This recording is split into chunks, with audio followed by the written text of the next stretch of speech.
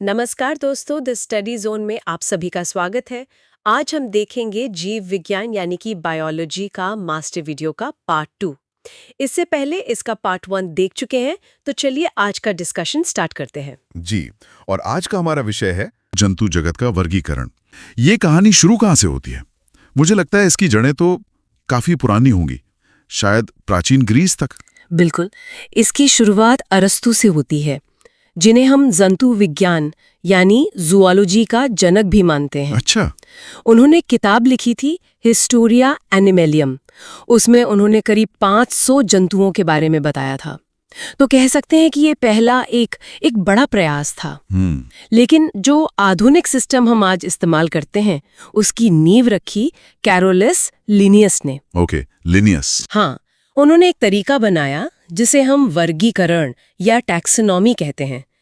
इसके मतलब 3 बुनियादी कदम हैं। 3 कदम? हाँ, पहले जीव की पहचान करो, फिर उसे सही समूह में वर्गीकृत करो और आखिर में उसे एक वैज्ञानिक नाम दो। यानी एक तरह का बायोलॉजिकल एड्रेस सिस्टम। बिल्कुल, एकदम सही शब्द। तो लिनियस ने सबसे पहले दुनिया के सारे जीवों को 2 बड़े हिस्सों में बांटा था। कौन कौन से? पादप जगत यानी प्लांट किंगडम और जंतु जगत यानी एनिमल किंगडम। आज हम इसी जंतु जगत की बात करेंगे। ठीक है। और जंतु जगत का जो पहला और सबसे बड़ा विभाजन है, वो इस आधार पर होता है कि जीव एक कोशिका से बना है या एक से ज्यादा। अच्छा, तो एक तरफ हो गए एक कोशिकीय जीव, मतलब यूनिसेल्यूलर। हाँ, और दूसरी तरफ हम जैसे बहुकोशिकीय, मल्टीसेल्यूलर। एकदम सही। एक कोशिकीय प्राणियों को प्रोटोजोआ संघ में रखा गया है। प्रोटोजोआ? हाँ, प्रोटो का मतलब ये पहला। ऐसा मानते हैं कि ये पृथ्वी पर आने वाले पहले जंतु थे। अच्छा, सबसे पहले। और क्योंकि ये बस एक कोशिका के हैं, तो इनमें कोई ऊतक या अंग जैसा कुछ नहीं होता। तो ये दिखते कैसे होंगे? मेरे दिमाग में तो बस एक गोल सा धब्बा आ रहा है। कई तो वैसे ही होते हैं, जैसे अमीबा, जिसका कोई तय आकार ही नहीं होता। वो अपने शरीर को किसी भी तरफ फैलाकर अपना भोजन पकड़ लेता है। लेकिन कुछ बहुत दिलचस्प आकार के भी हैं। जैसे पैरामीशियम। वो बिल्कुल एक चप्पल जैसा दिखता है। चप्पल जैसा? हाँ, और उसके शरीर पर हजारों छोटे छोटे बाल होते हैं, सीलिया, जिनकी मदद से वो तैरता है। और मैंने युगलिना के बारे में सुना है, कहते हैं वो आधा पौधा और आधा जानवर है। ये कैसे हो सकता है? अरे वाह, आपने बिल्कुल सही सुना। वो प्रकृति का एक हाइब्रिड है। हाइब्रिड? हाँ, युगलिना में पौधों की तरह क्लोरोफिल होता है, तो जब धूप होती है तो वो फोटोसिंथेसिस से अपना खाना बना लेता है। और जब अंधेरा हो तब वो दूसरे छोटे जीवों का शिकार करता है। इसीलिए उसे पौधे और जंतु के बीच की कड़ी कहते हैं। कमाल है, मतलब एक ही कोशिका में इतनी सारी काबिलियत। लेकिन प्रोटोजोआ में कुछ बदनाम सदस्य भी तो हैं। हाँ, बिल्कुल है। इसी समूह में आता है प्लाज्मोडियम, जो मलेरिया फैलाता है। ओह, मलेरिया वाला। और ट्राइपेनोसोमा भी, जिससे स्लीपिंग सिकनेस जैसी खतरनाक बीमारी होती है। तो ये छोटे जीव जितने सरल दिखते हैं, उनका असर उतना ही बड़ा हो सकता है। ठीक है, तो एक कोशिका से आगे बढ़ते हैं। जब कोशिकाओं ने मिलकर एक टीम बनाना सीखा, यानी बहुकोशिकीय जीवन शुरू हुआ, तो पहला कदम क्या था? जीवन का अगला कदम था मेटाजोआ, यानी बहुकोशिकीय जीव। और इनमें सबसे सरल डिजाइन है पोरीफेरा संघ का। पोरीफेरा? हाँ, इनके नाम में ही इनका राज छिपा है। पोरी यानी छेद। इनके पूरे शरीर पर छोटे छोटे छेद होते हैं। आम भाषा में इन्हें स्पंज कहते हैं। स्पंज जैसे हम इस्तेमाल करते हैं? हाँ। पर ये तो एक ही जगह चिपके रहते हैं। फिर ये जंतु कैसे हुए? ये बहुत अच्छा सवाल है। यही वजह है कि इन्हें लंबे समय तक पौधा ही समझा जाता था। अच्छा। लेकिन ये अपना भोजन खुद नहीं बनाते। ये अपने छेदों से पानी अंदर खींचते हैं और उसमें जो पोषक तत्व होते हैं उन्हें फिल्टर करके खाते हैं। तो ये एक तरह के जिंदा वाटर फिल्टर हैं? बिल्कुल। जो समुद्र की चट्टानों पर चिपके रहते हैं। तो जीवन ने पहले एक जगह बैठकर फिल्टर करना सीखा, लेकिन अगला बड़ा कदम तो हिलना डुलना और शिकार करना रहा होगा। एकदम सही।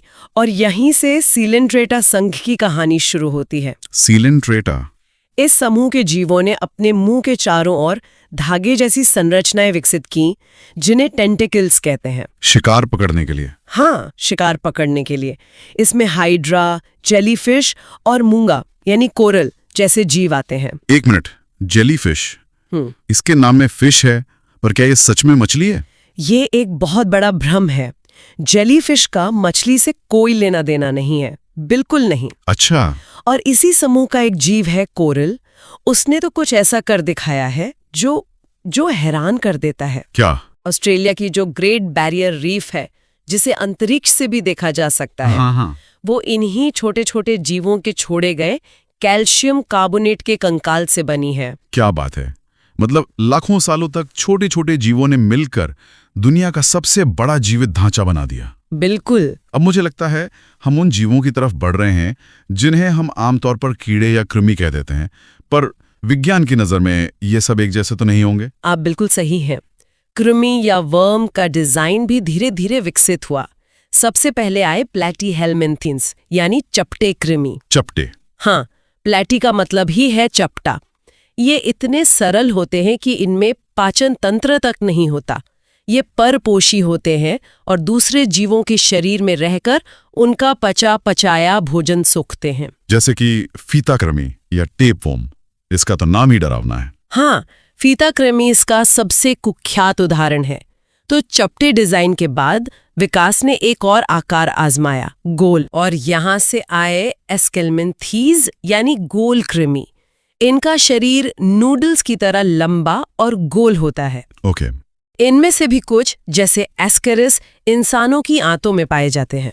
और फिर इस डिजाइन में कोई और सुधार हुआ होगा? हाँ, अगला बड़ा सुधार था शरीर को खंडों यानी सेगमेंट्स में बांटना। ये हुआ एनेलिडा संघ में। एनेलिडा? इनका शरीर कई गोल गोल छल्लों को जोड़कर बना होता है।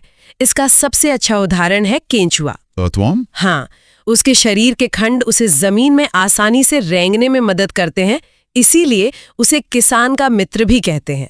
तो चपटा, फिर गोल और फिर खंडों वाला शरीर। हाँ, ये तो शरीर के डिजाइन की एक पूरी कहानी है। हाँ।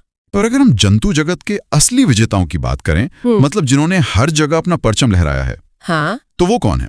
बिना किसी शक के वे हैं आर्थ्रोपोडा। आर्थ्रोपोडा? हाँ, आप सोचिए, पृथ्वी पर मौजूद हर 3 जंतुओं में से 2 इसी समूह के हैं। कीड़े मकोड़े, मकड़ियां, केकड़े, बिच्छू, ये सब आर्थ्रोपोडा है। इनकी सफलता का राज क्या है? ऐसा क्या खास है इनके डिजाइन में? इनकी सफलता के 3 बड़े कारण हैं। पहला, इनके शरीर पर एक कठोर बाहरी कवच होता है। एक्सोस्केलेटन? हाँ, एक्सोस्केलेटन, जो इनकी सुरक्षा करता है। दूसरा, इनका शरीर खंडों में बटा होता है। और तीसरा, इनके पैर जोड़ों वाले होते हैं। अच्छा। जिससे ये हर तरह की सतह पर चल सकते हैं, उड़ सकते हैं, तैर सकते हैं। इसी वजह से इन्होंने जमीन, पानी और हवा हर जगह कब्जा कर लिया। एक मिनट, आपने कहा मकड़ियां भी इसी समूह में हैं? मैं तो हमेशा मकड़ी को कीड़ा ही समझता था। ये एक आम हालतफहमी है। वैज्ञानिक तौर पर मकड़ियां कीट यानी इंसेक्ट नहीं हैं। तो फिर क्या है? इसका एक आसान सा नियम है। कीटों की 6 टांगे होती हैं, जबकि मकड़ियों की 8 टांगे होती हैं। 8 टांगे होती हैं। अच्छा। हाँ, ये छोटा सा अंतर उन्हें एक अलग वर्ग में डाल देता है। तो अगली बार मैं टांगे गिनूंगा। तो एक तरफ ये कठोर कवच वाले आर्थ्रोपोडा है, तो दूसरी तरफ नरम शरीर वाले जीव भी तो हैं, जैसे घोंगा या ऑक्टोपस। बिल्कुल। वे आते हैं मोलस्का संघ में, जो जंतु जगत का दूसरा सबसे बड़ा संघ है। मोलस्का? मोल का मतलब ही होता है मुलायम। इनके नरम शरीर की सुरक्षा के लिए अक्सर इनके ऊपर कैल्शियम कार्बोनेट का एक कठोर कवच होता है, जैसे घोंघे या सीप में। और ऑक्टोपस, उसके पास तो कोई कवच नहीं होता। सही कहा। ऑक्टोपस ने कवच को छोड़कर बुद्धि का विकास किया। वो अपने नरम शरीर को कहीं भी छिपा सकता है और शिकारियों को धोखा दे सकता है। उसे डेविल फिश भी कहते हैं ना? हाँ, शायद उसकी 8 भुजाओं और रहस्यमयी स्वभाव के कारण। पर फिर से ये भी एक फिश नहीं है। हाँ, लगता है शुरुआती वैज्ञानिकों को फिश शब्द बहुत पसंद था। जेलीफिश, स्टारफिश, डेविल फिश, सब नकली मछलियां हैं। तो असली वाली स्टारफिश किस समूह में है? स्टारफिश आती है इकाइनोडर्मेटा संघ में। इकाइनोडर्मेटा? इसके नाम का मतलब है कांटेदार त्वचा। इस समूह के सभी जीव समुद्री होते हैं और इनकी त्वचा पर कांटे जैसी संरचना होती है। स्टारफिश के अलावा समुद्री अर्चिन और समुद्री खीरा भी इसी में आते हैं। ठीक है, तो हमने बिना रीढ़ की हड्डी वाले जीवों की एक बड़ी दुनिया देख ली। अब उस समूह की ओर चलते हैं जिससे हम सबसे ज्यादा परिचित हैं, मतलब रीढ़ की हड्डी वाले जीव? हाँ, अब हम आते हैं सबसे विकसित संघ पर, कॉर्डेटा। कोर्डेटा। इसमें वे सभी जीव आते हैं जिनके जीवन के किसी न किसी चरण में नोटोकॉर्ड, जो बाद में रीढ़ की हड्डी बनती है, वो पाई जाती है। अच्छा। इस संघ को हम 5 बड़े वर्गों में बांटकर आसानी से समझ सकते हैं। यानी मछलियां, मेंढक, सांप, पक्षी और हम इंसान, यही 5 वर्ग हैं? एकदम सही। पहला वर्ग है मत्स्य, यानी पाइसेस, मतलब मछलियां। ये गलफड़ों से सांस लेती हैं और इनके दिल में बस 2 चेम्बर होते हैं। ठीक है। दूसरा वर्ग है उभयचर, यानी एम्फेबिया, जैसे मेंढक। ये वो पहले जीव थे जिन्होंने पानी से निकलकर जमीन पर कदम रखने की हिम्मत की। इसीलिए ये पानी और जमीन दोनों पर रहते हैं। बिल्कुल। मेंढक के सांस लेने की प्रक्रिया के बारे में कुछ बहुत खास है ना? हाँ, वो एक बायोलॉजिकल अजूबा है। जब वो पानी में होता है तो अपनी त्वचा से सांस लेता है। त्वचा से? हाँ, जमीन पर फेफड़ों से और अपने लार्वा स्टेज में गलफड़ों से। मतलब एक ही जीवन में 3 अलग-अलग सिस्टम इस्तेमाल करता है। अद्भुत। पानी से जमीन पर आने के बाद अगला कदम जमीन को पूरी तरह जीतना रहा होगा। और ये काम किया सरीसृप यानी रेप्टिलिया ने, रेंगने वाले जीवों ने। सांप, छिपकली, कछुए, मगरमच्छ, हाँ, इन्होंने मोटी त्वचा विकसित की ताकि जमीन पर पानी की कमी न हो और ये पूरी तरह फेफड़ों से सांस लेने लगे। ये जमीन के असली विजेता थे। जब तक कि आसमान पर किसी और ने कब्जा नहीं कर लिया। पक्षी यानी एविस वर्ग, रेंगने से लेकर उड़ने तक का सफर तो कमाल का रहा होगा। ये एक बहुत बड़ा विकास था। उड़ने के लिए पक्षियों ने अपना शरीर पूरी तरह बदल लिया। उनकी हड्डियां खोखली हो गईं। वजन कम करने के लिए? हाँ, ताकि वजन कम हो। शरीर का आकार एरोडायनामिक हो गया और उनके दिल में 4 चेम्बर विकसित हुए ताकि उन्हें उड़ने के लिए लगातार ऊर्जा मिलती रहे। लेकिन कुछ पक्षियों ने तो उड़ना छोड़ ही दिया, जैसे शुतुरमुर्ग या पेंगुइन। ऐसा क्यों? ये भी विकास का एक हिस्सा है। जब किसी जगह पर शिकारी कम होते हैं और भोजन जमीन पर आसानी से मिल जाता है तो उड़ने में लगने वाली भारी ऊर्जा बचाने के लिए कुछ प्रजातियां इस क्षमता को खो देती हैं। समझ गया। और आखिर में इस कहानी के अंत में आता है हमारा अपना वर्ग, स्तनधारी, मैमल्स। हाँ, मैमल्स। हमें क्या चीज सबसे अलग बनाती है? स्तनधारियों की 3 मुख्य विशेषताएं हैं। 1, इनके शरीर पर बाल होते हैं। 2, ये अपने बच्चों को दूध पिलाते हैं। और 3, इनके दिल में 4 चेम्बर होते हैं और ये गर्म खून वाले होते हैं। लेकिन यहाँ भी कुछ चौंकाने वाले अपवाद हैं। अपवाद? मुझे लगा था भी सभी स्तनधारी सीधे बच्चों को जन्म देते हैं।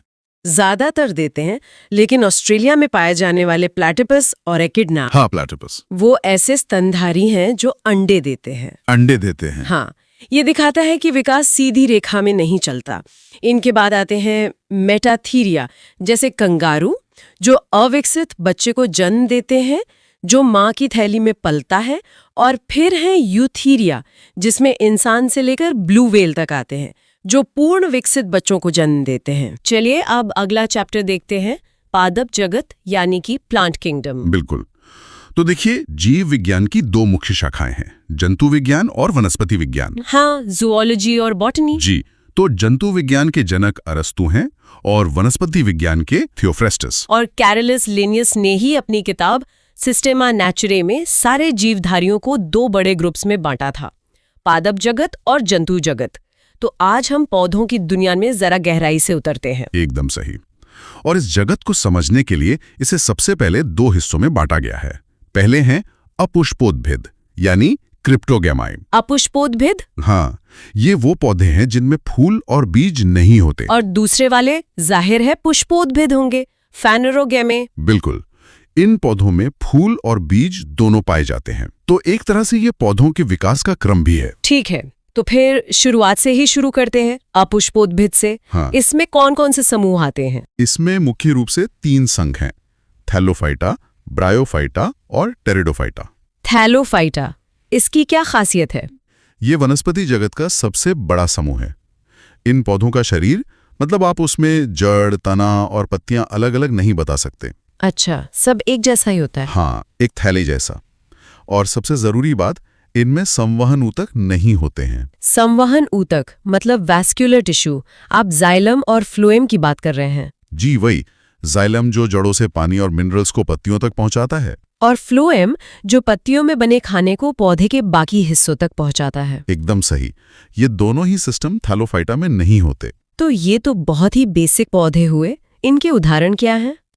इसके मुख्य उदाहरण हैं शैवाल मतलब एल्गी, कवक यानी फंगी और लाइकेन। शैवाल मतलब काई? हाँ, शैवाल के अध्ययन को फाइकोलॉजी कहते हैं।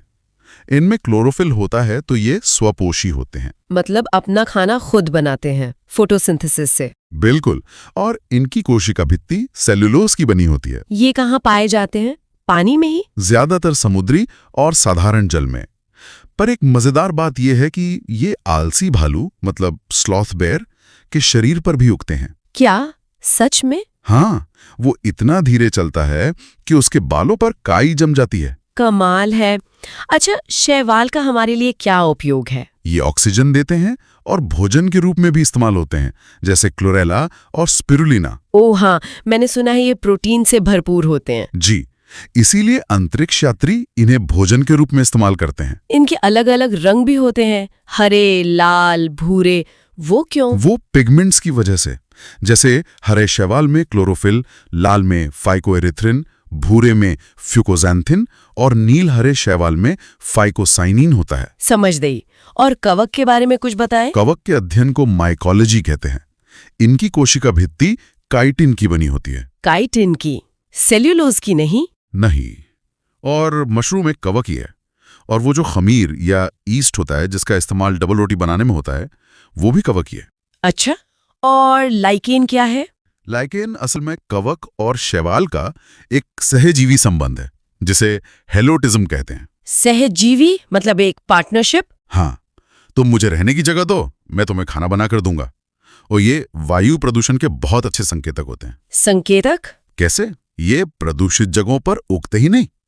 तो अगर कहीं लाइके में ही दिख रहे, मतलब वहां की हवा साफ नहीं है। अरे वाह। और पेड़ों की छाल पर उगने वाले को कॉर्टिकोल्स और चट्टानों पर उगने वाले को सेक्सिकोल्स कहते हैं। सही कहा।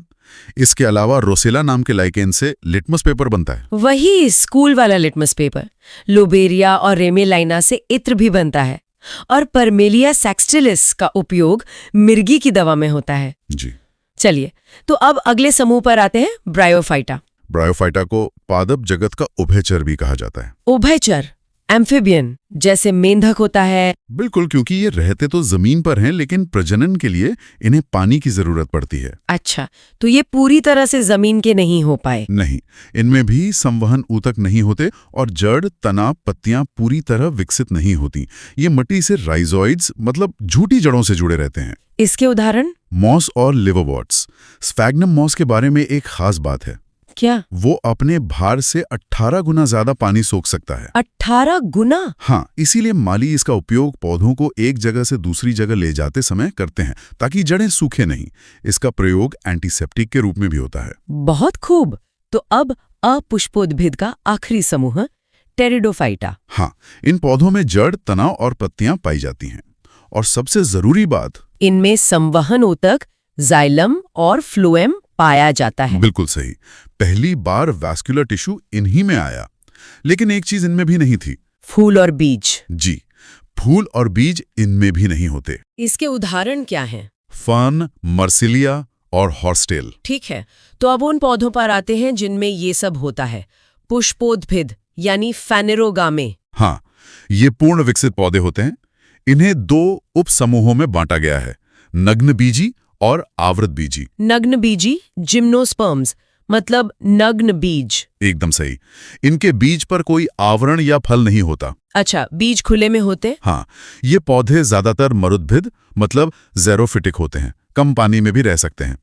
इनमें बीज तो होते हैं पर असली फूल नहीं होते। कुछ प्रसिद्ध नग्न बीजी पौधे कौन से हैं? सबसे ऊंचा पौधा सिकोया, जिसकी ऊंचाई 120 मीटर तक होती है। 120 मीटर? जी, इसे कोस्ट रेडवुड ऑफ कैलिफोर्निया भी कहते हैं। और सबसे छोटा पौधा है ज़ैमिया पिग्मिया। साइकस और पाइन या चीड़ भी इसी में आते हैं? हाँ, बिल्कुल। साइकस के तनों से साबूदाना बनता है और चीड़, सिकोया, देवदार की लकड़ी से फर्नीचर बनता है। चीड़ के पेड़ से तो तारपीन का तेल भी मिलता है ना? जी, और देवदार की लकड़ी से सिड्रस तेल मिलता है। ठीक है। और अब आखिरी समूह, आवृत बीजी। एंजियोस्पर्म्स। इन पौधों के बीज फलों के अंदर होते हैं। एंजियो का मतलब यह ढका हुआ। तो हमारे आसपास जो ज्यादातर पेड़ पौधे हैं वो यही हुए। हाँ, इनमें जड़, पत्ती, फूल, फल और बीज सब कुछ पूरी तरह से विकसित होता है। इन्हें भी आगे बांटा गया है। हाँ, बीज पत्रों मतलब कोटिलेडॉन्स की संख्या के आधार पर 2 वर्गों में। कौन कौन से? एक बीजपत्री यानी मोनोकॉट्स और द्विबीजपत्री यानी डाइकॉट्स। तो इन दोनों में मुख्य अंतर क्या है बीजपत्र के अलावा? कई अंतर हैं। जैसे एक बीजपत्री में एक बीजपत्र होता है, द्विबीजपत्री में 2। वो तो नाम से ही साफ है। हाँ, फिर जड़ों को देखिए। एक बीजपत्री में रेशेदार मतलब फाइब्रस जड़ें होती हैं, एक गुच्छे जैसी। और द्विबीजपत्री में? उनमें मूसला यानी टैपरूट जड़ें होती हैं, एक मुख्य मोटी जड़। पत्तियों में भी कोई फर्क होता है? बिल्कुल। एक बीजपत्री की पत्तियों में समानांतर शिराएं होती हैं, पैरेलल वीनेशन, जैसे केले या गेहूं के पत्ते में। अच्छा, सीधी सीधी लाइनें। जी, जबकि द्विबीजपत्री में एक जाल जैसी शिराएं होती हैं, रेटिकुलेट वीनेशन, जैसे आम के पत्ते में। और फूलों से भी पहचान हो सकती है। हाँ, एक बीजपत्री में फूलों की पंखुड़ियां 3 या उसके गुणांक में होती हैं, 3, 6, 9। और द्विबीजपत्री में 4 या 5 के गुणांक में। एकदम सही। वाह, तो इनके कुछ जरूरी उदाहरण भी बता दीजिए जो अक्सर परीक्षाओं में पूछे जाते हैं। जरूर।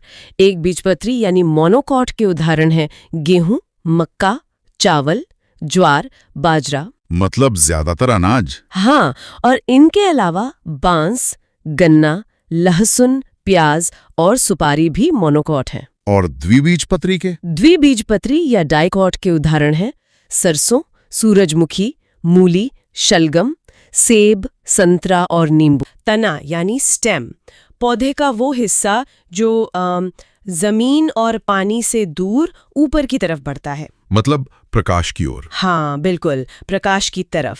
इसीलिए इसे कहते हैं धनात्मक प्रकाशानुवर्ती। और गुरुत्वाकर्षण के विपरीत यानी ऋणात्मक गुरुत्वानुवर्ती। एकदम सही। और पानी से भी दूर तो ऋणात्मक जलानुवर्ती भी। तो तने का मुख्य काम क्या है?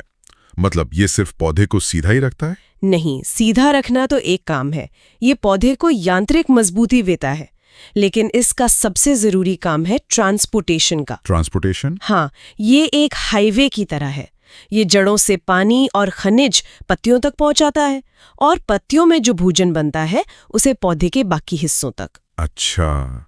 और सबसे जरूरी बात जो तने को जड़ से अलग करती है वो है पर्व और पर्व संधियां, नोड्स एंड इंटरनोड्स। हाँ, ये बहुत दिलचस्प है। पर्व मतलब वो गांठें हैं ना, जैसे गन्ने में होती हैं। बिल्कुल वही।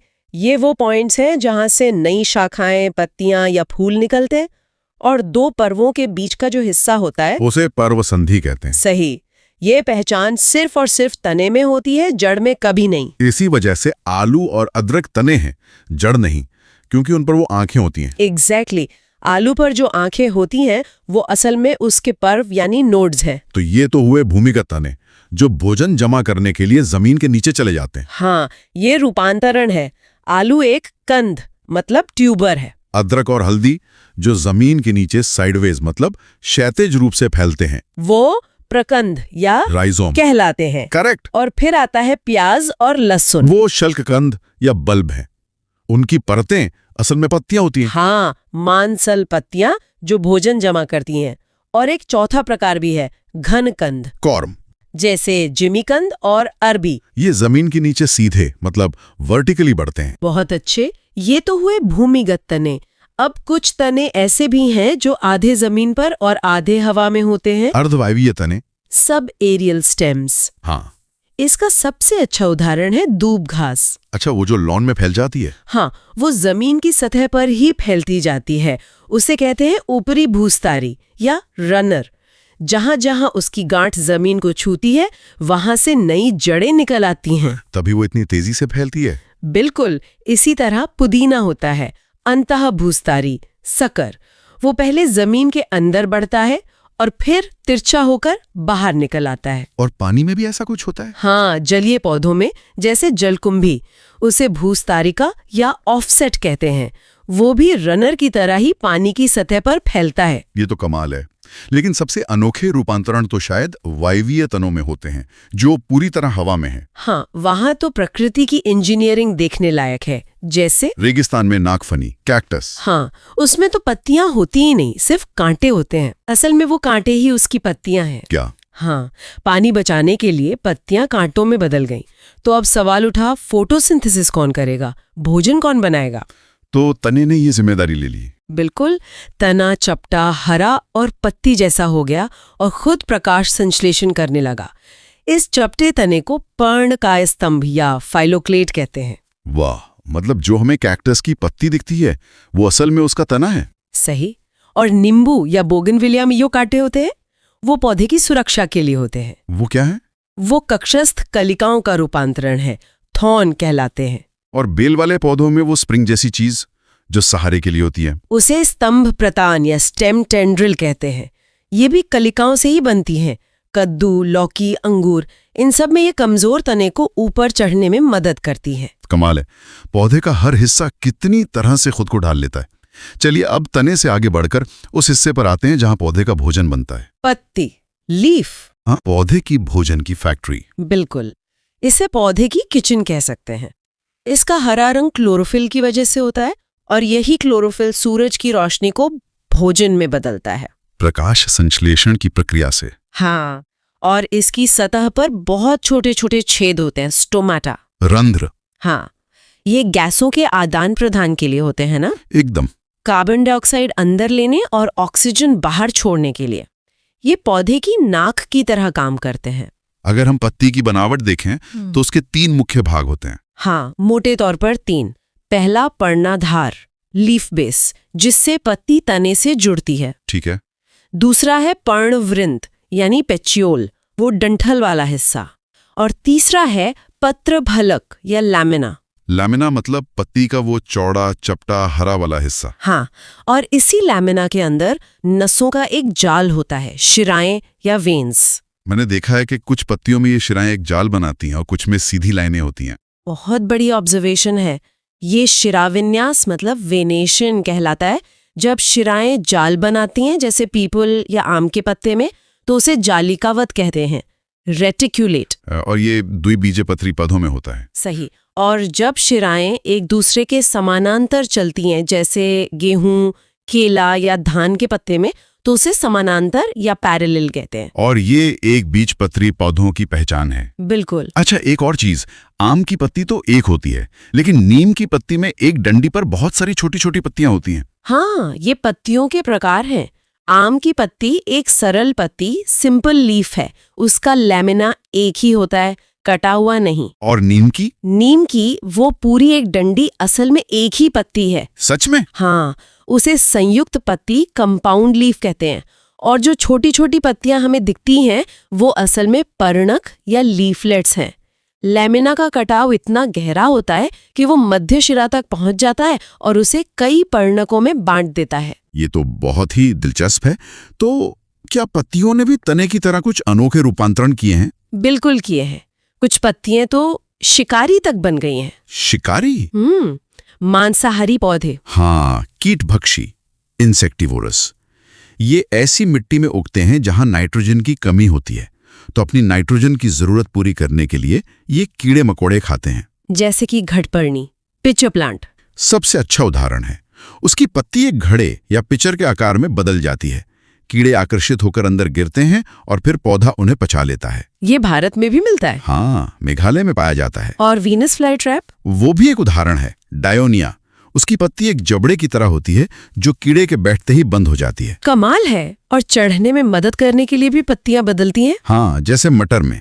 मटर के पौधे में पत्ती का कुछ हिस्सा स्प्रिंग जैसे प्रतान मतलब टेंड्रिल में बदल जाता है। अच्छा, वो लीफ टेंड्रिल है। हाँ, वो किसी सहारे को पकड़कर पौधे को ऊपर चढ़ने में मदद करता है। और कैक्टस के कांटे तो हैं ही जो असल में पानी बचाने के लिए रूपांतरित हुई पत्तियां हैं। बिल्कुल, उन्हें पर्णकंटक या लीफ स्पाइन्स कहते हैं। तो अब जरा पौधे के सबसे बुनियादी हिस्से पर आते हैं जहां से सब कुछ शुरू होता है, जड़। हाँ, रूट। ये पौधे का वो हिस्सा है जो बीज के मूलांकुर या रेडिकल से विकसित होता है। और इसका काम तो हम सब जानते हैं, पौधे को मिट्टी में जमाए रखना और पानी और खनिज सोखना। बिल्कुल, ये पौधे का लंगर भी है और स्ट्रॉ भी। इसकी बढ़ने की दिशा तने से एकदम उल्टी होती है ना? हाँ, ये गुरुत्वाकर्षण की तरफ मतलब नीचे की ओर बढ़ती है, तो ये हुई धनात्मक गुरुत्वानुवर्ती। और पानी की खोज में भी जाती है तो धनात्मक जलानुवर्ती भी। सही।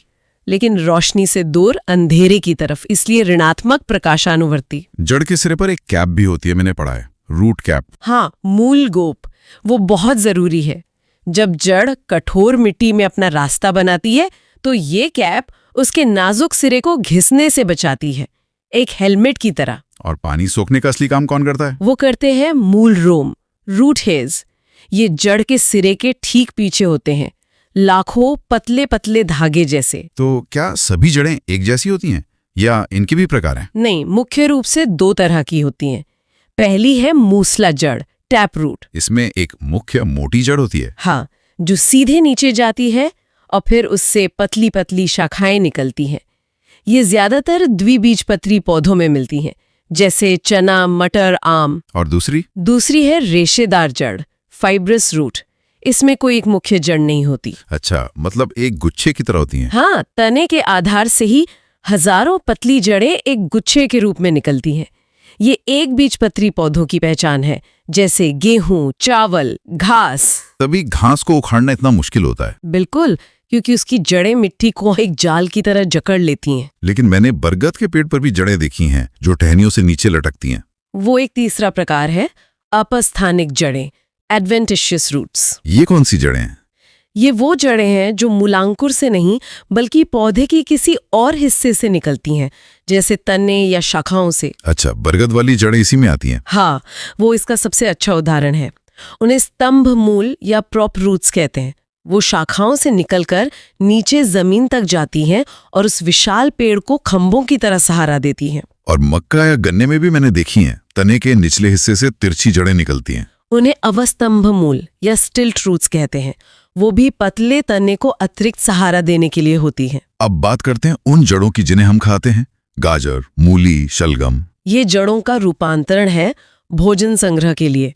ये पौधे का गोदाम है। इनके आकार भी अलग अलग होते हैं। हाँ, जैसे मूली जो बीच में मोटी और किनारों पर पतली होती हैं, उसे तरकरूपी या फ्यूजिफॉर्म कहते हैं। और गाजर जो शंकु के आकार की होती है, उसे शंकुरूपी या कोनिकल कहते हैं। और शलगम या चुकंदर जो ऊपर से गोल और नीचे अचानक पतले हो जाते हैं, वो कुंभी रूपी यानी नैपीफॉर्म कहलाते हैं। वाह! और कोई खास तरह की जड़? एक और बहुत ही अनोखी जड़ है, श्वसन मूल, न्यूमैटोफोर्स। ये क्या करती है? ये दलदली इलाकों में उगने वाले मैंग्रोव पौधों में मिलती हैं, जैसे राइजोफोरा। वहां की मिट्टी में ऑक्सीजन की बहुत कमी होती है। तो ये जड़ें सांस लेने के लिए जमीन से बाहर निकल आती हैं। हाँ, बिल्कुल। ये ऊपर की ओर हवा में निकल आती हैं ताकि पौधा सांस ले सके। तो चलिए अब अगला चैप्टर देखते हैं, फूल और फल की संरचना। सबसे पहले फूल के बारे में बात करते हैं। बिल्कुल। फूल जो है वो असल में पौधे के प्रजनन अंग हैं। हाँ, मतलब सिर्फ सुंदर दिखने के लिए नहीं है। इनसे ही आगे फल और बीज बनते हैं। सही कहा। और इनके मुख्य रूप से 4 भाग होते हैं। 4 भाग? हाँ, बाह्य दलपुंज, पुमंग और जायांग। पहले 2 सहायक हैं और आखिरी 2 मुख्य प्रजनन अंग। ठीक है, तो इसे नीचे से ऊपर की तरफ समझते हैं एक एक करके। सबसे अच्छा तरीका है। तो एकदम नीचे जहां से फूल जुड़ा होता है वो फूला हुआ हिस्सा है पुष्पासन, थैलेमस। अच्छा, मतलब एक तरह का प्लेटफॉर्म जिस पर पूरा फूल टिका है। बिल्कुल। अब इस प्लेटफॉर्म के ऊपर पहला घेरा आता है हरी पंखुड़ियों का। ये तो मैंने देखी हैं, कली के बाहर जो होती हैं। हाँ, वही। इन्हें बाह्य दलपुंज या केलेक्स कहते हैं।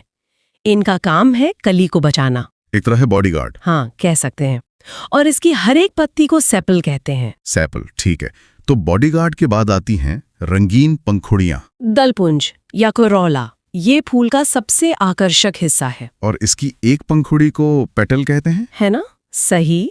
और इनका रंग, इनकी खुशबू, ये सब कीड़ों को बुलाने के लिए एक तरह का विज्ञापन है। परागण के लिए। हाँ, परागण के लिए ये कीड़ों को आकर्षित करते हैं। तो ये हो गए सहायक हिस्से। अब आते हैं प्रजनन भागों पर। हाँ, अब आते हैं पुमंग पर, एंड्रोसियम। यह फूल का नर जनन भाग है। और इसकी इकाई को कहते हैं पुंकेसर, स्टेमन। पुंकेसर। हाँ, और पुंकेसर के भी 2 भाग होते हैं। एक वो पतला सा डंठल, जी, उसे कहते हैं पुतंतु या फिलामेंट, और उसके ऊपर होता है परागकोश, एंथर। अच्छा, और इसी परागकोश के अंदर वो परागकण होते हैं। एकदम सही। पॉलन ग्रेन्स, यही नर युग्मक यानी मेल गैमेट होते हैं। समझ गया। तो ये तो नर भाग हो गया। अब आते हैं फूल के केंद्र में मादा जनन भाग पर। जायांग, गाइनोसियम। जायांग। और इसकी इकाई को कहते हैं स्त्री केसर या पिस्टल। ठीक है, बताइए। सबसे नीचे वो जो फूला हुआ हिस्सा है वो है अंडाशय, ओवरी। इसी के अंदर होते हैं बीजांड यानी ओव्यूल्स, जो मादा युग्मक है। ठीक है, और उसके ऊपर? अंडाशय से ऊपर एक पतली नली जैसी संरचना निकलती है, वो है वर्तिका या स्टाइल। और सबसे ऊपर वो चिपचिपा सा हिस्सा होता है? वर्तिकाग्र, स्टिग्मा। बहुत बढ़िया, उसका चिपचिपा होना ही जरूरी है ताकि परागकण उस पर चिपक सके। बिल्कुल, यहीं से परागण की प्रक्रिया शुरू होती है। मतलब परागकणों का परागकोश से निकलकर इस वर्तिकाग्र तक पहुंचना ही परागण यानी पॉलिनेशन है। हाँ, और इसके बाद होता है निषेचन, फर्टिलाइजेशन। वो कैसे? जब परागकण वर्तिकाग्र पर आता है तो वो वर्तिका से होता हुआ अंडाशय तक पहुंचता है और बीजांड से मिल जाता है। बस इसी को निषेचन कहते हैं। अच्छा, अब ये जो परागण है इसके भी तो प्रकार होते हैं? हाँ, मुख्य रूप से दो, स्वपरागण और परपरागण। स्वपरागण मतलब? सेल्फ पॉलिनेशन, जब परागण उसी फूल में या उसी पौधे के दूसरे फूल पर हो जाए। मतलब घर की बात घर में ही रह गई। हाँ, कुछ ऐसा ही। इसमें एक होता है ऑटोगेमी, जो एक ही फूल के अंदर होता है, और दूसरा है जिटोनोगेमी।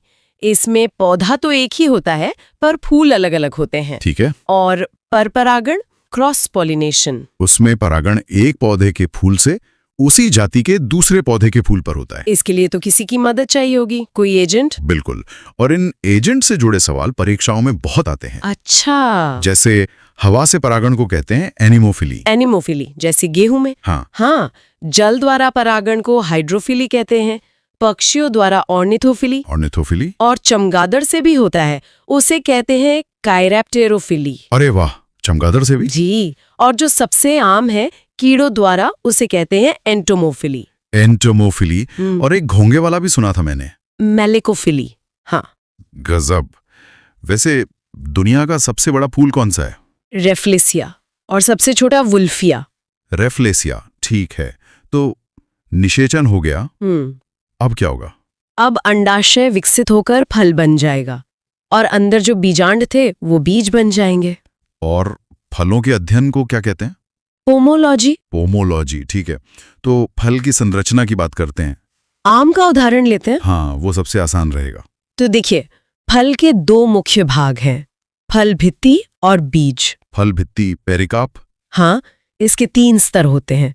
आम का जो बाहरी छिलका है जी, वो है बाह्य फल भित्ति या एपिकाप। फिर वो गूदा जिसे हम खाते हैं वो है मध्य फल भित्ति, मीजोकाप। और अंदर की गुठली वो है अंतः फल भित्ति, एंडोकाप। बीज उसके भी अंदर होता है। ये तो बहुत सीधा है। लेकिन मैंने ये सत्य फल और असत्य फल के बारे में भी सुना है, वो क्या है? हाँ, ये बहुत महत्वपूर्ण है। जो फल सिर्फ अंडाशय से विकसित हो वो सत्य फल है, ट्रू फ्रूट। जैसे आम, अमरूद। बिल्कुल। और जब फल बनने में अंडाशय के अलावा फूल का कोई और हिस्सा जैसे पुष्पासन भी भाग ले तो वो असत्य फल हुआ, फॉल्स फ्रूट। एकदम सही। और इसका सबसे जरूरी उदाहरण है सेब। सेब कैसे? हम सेब का जो हिस्सा खाते हैं वो असल में उसका फूला हुआ पुष्पासन है। अंडाशय तो बीज के कोर में होता है, जिसे हम फेंक देते हैं। अरे मतलब हम सेब नहीं, फूला हुआ पुष्पासन खा रहे हैं। हाँ, टेक्निकली। ये तो बहुत ही दिलचस्प है। और एक और प्रकार था बिना निषेचन वाला, अनिषेक फल, पार्थेनोकार्पिक फ्रूट। ये बिना निषेचन के बनते हैं, इसलिए इनमें बीज नहीं होते। जैसे केला और अंगूर। हाँ, केला और कुछ किस्म के अंगूर। ठीक है। निर्माण के आधार पर भी तो प्रकार हैं। हाँ, 3 है। पहला, सरल फल, सिंपल फ्रूट, जब एक फूल से एक ही फल बने, जैसे आम। दूसरा, समूह फल, एग्रीगेट फ्रूट। इसमें फूल एक होता है पर उससे कई छोटे छोटे फल गुच्छे में बनते हैं। इसका उदाहरण? स्ट्रॉबेरी, रसभरी। स्ट्रॉबेरी क्रम ही एक फल बन जाए, मतलब फूलों का गुच्छा। जैसे कटहल और अनानास। अच्छा, तभी उसके ऊपर वो खाने जैसे बने होते हैं। हाँ, हर खाना एक फूल था। अब आते हैं सबसे जरूरी हिस्से पर, फलों के खाने योग्य भाग। हाँ, यहाँ से सवाल जरूर बनते हैं। तो सेब का तो हमने जान लिया, हम पुष्पासन खाते हैं। और आम का? मध्य फल भित्ति, मीजोकाप। पपीते का भी वही है। और अमरूद का? अमरूद में तो हम लगभग सब कुछ खा जाते हैं। हाँ, पूरी फल भित्ति और बीजांड। और केले में छिलका छोड़कर, मतलब मध्य और अंताफल भित्ति। सही। अब सबसे खास नारियल, उसका पानी और गिरी क्या है? ये सवाल तो मैंने कई बार देखा है, बताइए। वो है भ्रूणपोष, एंडोस्पर्म। ये बीज के भ्रूण को पोषण देने के लिए बनता है। भ्रूणपोष मतलब हम उसका पोषक तत्व खा रहे हैं। बिल्कुल। कमाल है। और आखिर में गेहूं। गेहूं का दाना क्या है? वो भी एक फली है, एक सूखा सरद फल। इसे कैरियोप्सिस कहते हैं। अब अगला चैप्टर देखते हैं। चैप्टर का नाम है पादप ऊतक। तो सबसे पहले ऊतक होता क्या है? मेरा मतलब, हम कहते हैं कि कोशिकाएं जीवन की सबसे छोटी इकाई है, तो फिर ये ऊतक क्या है? बिल्कुल। देखिए, ऊतक मतलब समान कोशिकाओं का एक ग्रुप, एक ऐसा समूह जो मिलकर कोई खास काम करता हो। अच्छा, मतलब कोशिकाओं की एक टीम। हाँ, एक टीम। और पौधों में मोटे तौर पर ये टीमें दो तरह की होती हैं।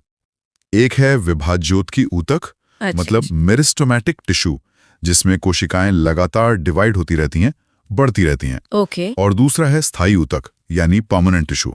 हाँ। इसमें विभाजन की क्षमता वो खत्म हो जाती है। समझ गए। तो चलिए पहले विभाज्योतकी ऊतक को समझते हैं। इसका मेन काम तो फिर पौधे के आकार को बढ़ाना ही हुआ। हाँ, बिल्कुल। और ये पौधे में 3 खास जगहों पर होता है। पहला है शीर्षस्थ विभाज्योतकी ऊतक, मतलब एपिकल मेरिस्टेम। शीर्षस्थ, जैसा कि नाम से ही लग रहा है, ये पौधे के शीर्ष पर होगा। एग्जैक्टली। ये पौधे की चोटी पर और जड़ों के एकदम सिरों पर पाया जाता है। इसका सीधा सा काम है पौधे की लंबाई बढ़ाना। अच्छा, और दूसरा प्रकार कौन सा है? दूसरा है पार्श्व विभाज्योतकी ऊतक, लैटरल मेरिस्टम।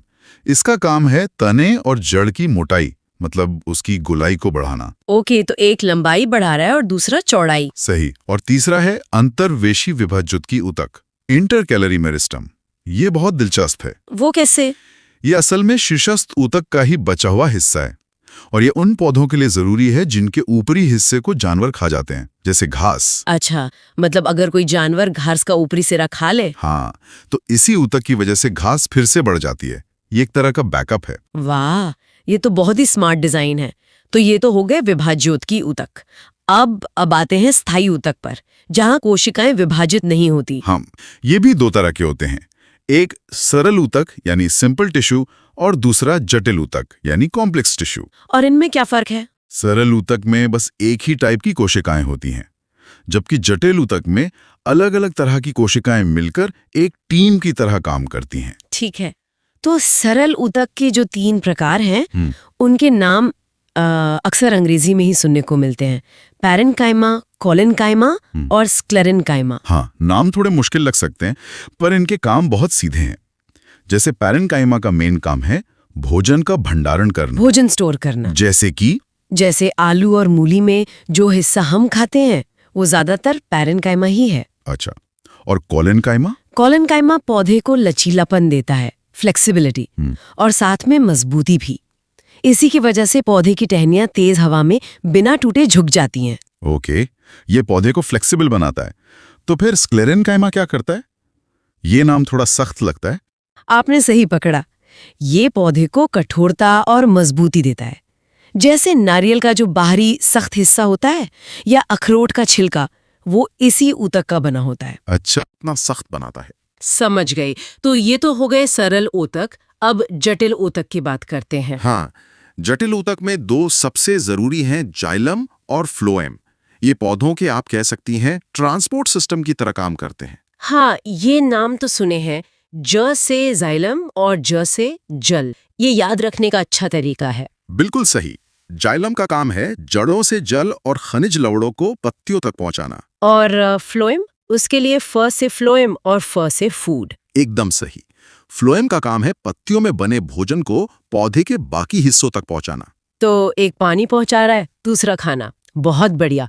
तो ये तो ऊतकों की बात हो गई। हाँ, अब पादप हार्मोन पर आते हैं। हाँ, पौधों की ग्रोथ के लिए बाहरी चीजों के अलावा कुछ अंदरूनी फैक्टर्स भी होते हैं। उन्हीं को हम पादप हार्मोन या फाइटो हार्मोन कहते हैं। ओके, तो क्या ये भी अलग अलग तरह के होते हैं? हाँ, इन्हें हम 2 मेन श्रेणियों में बांट सकते हैं। एक होते हैं वृद्धि प्रेरक, मतलब ग्रोथ प्रोमोटर, जो विकास को बढ़ाते हैं। और दूसरे होते हैं वृद्धि अवरोधक यानी ग्रोथ इनहिबिटर, जो विकास को रोकते हैं। ठीक है, तो पहले ग्रोथ प्रमोटर्स की बात करते हैं। इसमें सबसे पहला नाम आता है ऑक्सिन का। हाँ, ऑक्सिन पौधे की वृद्धि को कंट्रोल करने वाला मेन हार्मोन है। ये पौधे के एकदम ऊपरी हिस्से में बनता है, टिप पर। इसका एक बहुत ही इंटरेस्टिंग काम भी तो है कि ये पौधे को प्रकाश की तरफ झुका देता है। बिल्कुल, होता यह है कि जिस तरफ से रोशनी आती है, ऑक्सिन हार्मोन उससे दूसरी तरफ, मतलब अंधेरे वाली साइड में जमा हो जाता है। और फिर वो अंधेरे वाली साइड की कोशिकाओं को तेजी से बढ़ाता है, जिससे पौधा रोशनी की तरफ मुड़ जाता है। कमाल है। अच्छा, दूसरा हार्मोन है जिब्रेलिन। इसका क्या काम है? इसका मेन काम है तने की लंबाई बढ़ाना और बीजों का अंकुरण कराना। ये बीज की प्रसुप्ति मतलब सीड डॉर्मेंसी को तोड़ता है, उसे नींद से जगाता है। और तीसरा ग्रोथ प्रमोटर साइटोकाइनिन। साइटोकाइनिन का मुख्य काम है कोशिका विभाजन यानी सेल डिवीजन करना। Cell division. हाँ, और क्योंकि ये नई कोशिकाएं बनाता है, ये पत्तियों की जीर्णावस्था मतलब उनके बुढ़ापे को भी रोकता है। इसीलिए कुछ लोग इसे युवा हार्मोन भी कहते हैं। अच्छा, तो ये तो हो गए ग्रोथ बढ़ाने वाले। हाँ। अब उन हार्मोन्स की बात करते हैं जो ग्रोथ को रोकते हैं। इसमें सबसे प्रमुख है एब्सिसिक एसिड या ABA। सही, ये पौधे के विकास पर एक लिमिट के बाद रोक लगाता है। ये बीज के अंकुरण को भी रोकता है और पत्तियों में बुढ़ापा लाता है, जिससे वो पीली होकर गिर जाती हैं। तो ये पौधे के लिए एक तनाव जैसी स्थिति पैदा करता है। हाँ, इसीलिए इसे तनाव हार्मोन या स्ट्रेस हार्मोन भी कहते हैं। अब एक हार्मोन है जो शायद दोनों तरह का काम करता है, एथिलीन। हाँ, एथिलीन बहुत खास है। ये एकमात्र हार्मोन है जो गैसीय रूप में पाया जाता है। गैस के रूप में? जी, और इसका सबसे प्रसिद्ध काम है फलों को पकाना। ये प्राकृतिक रूप से फलों को पकाता है। अच्छा, और जो हम कृत्रिम रूप से फलों को पकाते हैं उसके लिए एसिटिलीन या कैल्शियम कार्बाइड का इस्तेमाल होता है, जो असल में एथिलीन गैस ही बनाता है। समझ गई। इसके अलावा भी कोई जरूरी हार्मोन्स हैं? हाँ, 2 और हैं। एक है फ्लोरेजीन, जिसे फूल खिलाने वाला हार्मोन कहते हैं। ओके, फ्लोरेजिन। और दूसरा है ट्राउमेटीन। ये पौधे के घायल हिस्सों को ठीक करता है, मतलब चोट भरने का काम करता है। वाह, मतलब पौधे अपनी चोट भी खुद भर लेते हैं। बिल्कुल। कैल्शियम कार्बाइड का उपयोग हरे फलों को कृत्रिम रूप से पकाने के लिए किया जाता है, क्योंकि यह एसिटिलीन बनाता है। चलिए, तो अब अगला चैप्टर देखते हैं, मानव ग्रंथियां। हाँ। हमारे शरीर के अंदर ना एक पूरी दुनिया चल रही है, जिसमें छोटे छोटे केमिकल मैसेंजर इधर से उधर भाग रहे हैं। बिल्कुल। और यही तय करते हैं कि हमें कब भूख लगेगी, कब नींद आएगी या कब गुस्सा आएगा। सही बात है। और इन सारे मैसेंजर्स को बनाने वाले जो कारखाने हैं, उन्हें हम कहते हैं ग्रंथियां। हाँ, आज हम इन्हीं की दुनिया में उतरने वाले हैं। बिल्कुल। ये ग्रंथियां अब समझिए हमारे शरीर की एक खुफिया सरकार की तरह हैं। खुफिया सरकार? हाँ, जो पर्दे के पीछे से सब कुछ कंट्रोल करती हैं। आज का हमारा मिशन इसी सरकार के काम करने के तरीके को समझना है। हम जानेंगे कि ये ग्रंथियां कितने तरह की होती हैं, ये हार्मोन और एंजाइम कैसे बनाती हैं, और ये हमारे शरीर की मास्टर कंट्रोलर क्यों कहलाती हैं। ठीक है, तो सबसे बुनियादी सवाल से शुरू करते हैं। ये ग्रंथि या ग्लैंड आखिर है क्या? देखिए, सरल शब्दों में ये कोशिकाओं का एक समूह है, एक ऑर्गन है। अच्छा। हमारा शरीर खरबों कोशिकाओं से बना है। जब एक जैसी कोशिकाएं एक टीम बनाती हैं, तो उसे हम ऊतक कहते हैं। टिश्यू? हाँ, टिश्यू। और यही ऊतक मिलकर एक अंग या ग्रंथि बनाते हैं। तो ग्रंथि का काम है कुछ खास केमिकल बनाना और छोड़ना। और इन्हें 3 मुख्य टीमों में बांटा गया है। पहली है बहिर्स्त्रावी या एक्सोक्राइन ग्लैंड्स। हाँ, एक्सोक्राइन। इनके पास अपनी पाइपलाइन होती है, अपनी नली होती है। नली? हाँ, एक डक्ट। जैसे हमारी पसीने की ग्रंथि, उसकी अपनी एक छोटी सी पाइप है जो पसीने को त्वचा तक पहुंचाती है। अच्छा, मतलब ये डायरेक्ट डिलीवरी सर्विस की तरह है। बिल्कुल। तो फिर दूसरी टीम है अंतःस्त्रावी या एंडोक्राइन ग्लैंड्स। हाँ, एंडोक्राइन। हाँ। ये इनसे अलग कैसे है? अगर एक्सोक्राइन के पास प्लम्बिंग सिस्टम है, तो एंडोक्राइन के पास कोई पाइपलाइन नहीं है। कोई नली नहीं? कोई नली नहीं। इसीलिए इन्हें नलिका विहीन कहते हैं। ये अपना संदेश, जिसे हम हार्मोन कहते हैं, सीधे खून में छोड़ देती हैं। ओ, सीधा ब्लड स्ट्रीम में? जी, और खून उसे पूरे शरीर में उसकी सही मंजिल तक ले जाता है। ये तो बहुत बड़ा अंतर है। और तीसरी टीम है मिश्रित ग्रंथियां। मिक्स्ड ग्लैंड्स ये शरीर के मल्टीटास्कर हैं। ये दोनों काम करती हैं। मतलब ये प्लम्बर भी हैं और कुरियर सर्विस भी। हाँ, बिल्कुल सही कहा। आपने 2 शब्द इस्तेमाल किए, एंजाइम और हार्मोन। इनमें अक्सर लोग कंफ्यूज हो जाते हैं। बहुत अच्छा सवाल है। देखिए, हार्मोन दूर तक भेजे जाने वाले संदेश हैं। मैसेज। हाँ, मैसेज। ये खून के जरिए यात्रा करते हैं और शरीर के दूसरे अंगों को बताते हैं कि उन्हें क्या करना है। वहीं एंजाइम्स जो हैं वो काम करने वाले हैं। मतलब वर्कर। बिल्कुल, ये उत्प्रेरक होते हैं। ये किसी काम को तेजी से करवाते हैं, जैसे पेट में भोजन को पचाना। ये यात्रा नहीं करते, उसी जगह काम करते हैं जहां बनते हैं। और एक मजे की बात लिखी है कि खोजा गया पहला हार्मोन सिक्रेटिन था। और ये एक मोमेंट था विज्ञान के लिए। अच्छा। क्योंकि इससे पहले सबको लगता था कि शरीर का सारा कम्युनिकेशन दिमाग और नसों से होता है। सेक्रेटिन की खोज ने साबित किया कि हमारा शरीर केमिकल्स के जरिए भी बात करता है। इसने एंडोक्रिनोलॉजी की नींव रखी।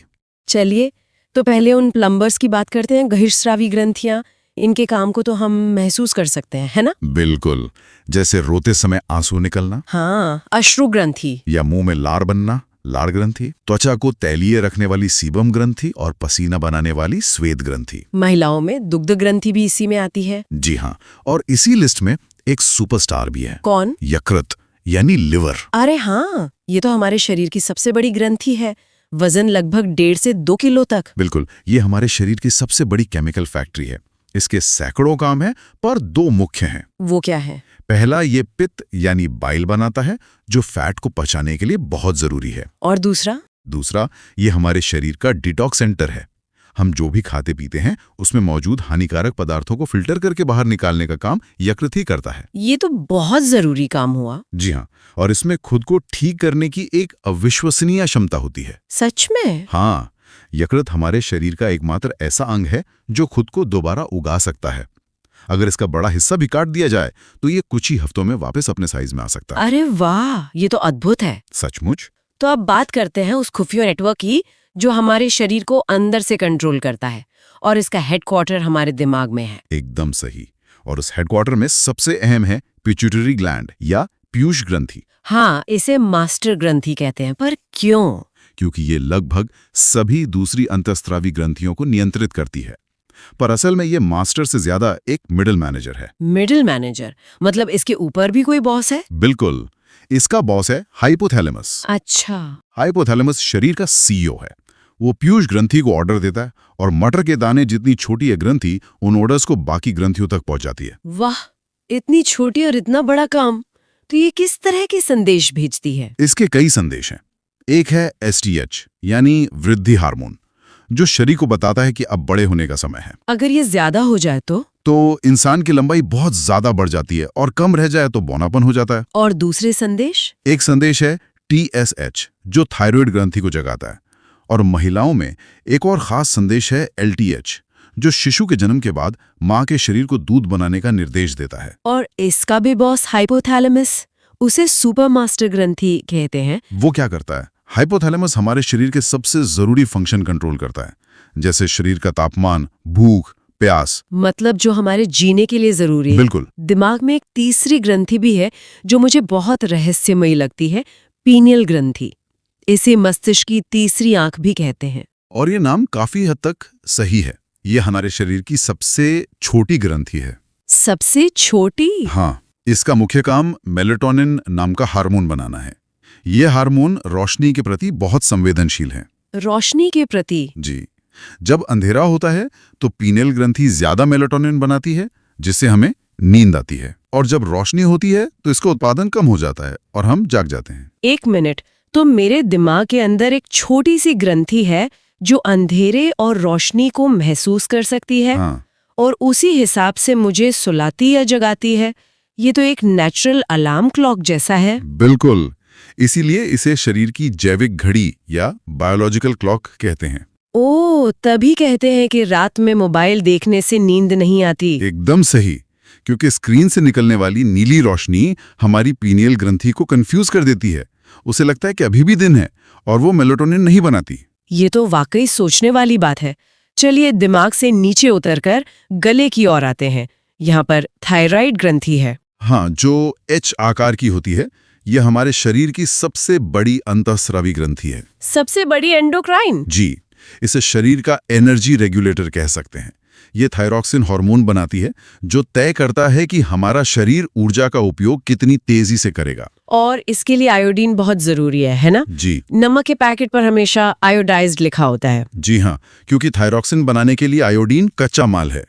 अगर भोजन में आयोडीन की कमी हो तो ये ग्रंथि ज्यादा मेहनत करने लगती है और सूजकर बड़ी हो जाती है। और इसी को घेंगा या गॉइटर कहते हैं। बिल्कुल। थायराइड की ठीक पीछे कुछ और छोटी ग्रंथियां भी होती हैं, पैराथायराइड। हाँ, ये 4 छोटी छोटी ग्रंथियां हैं।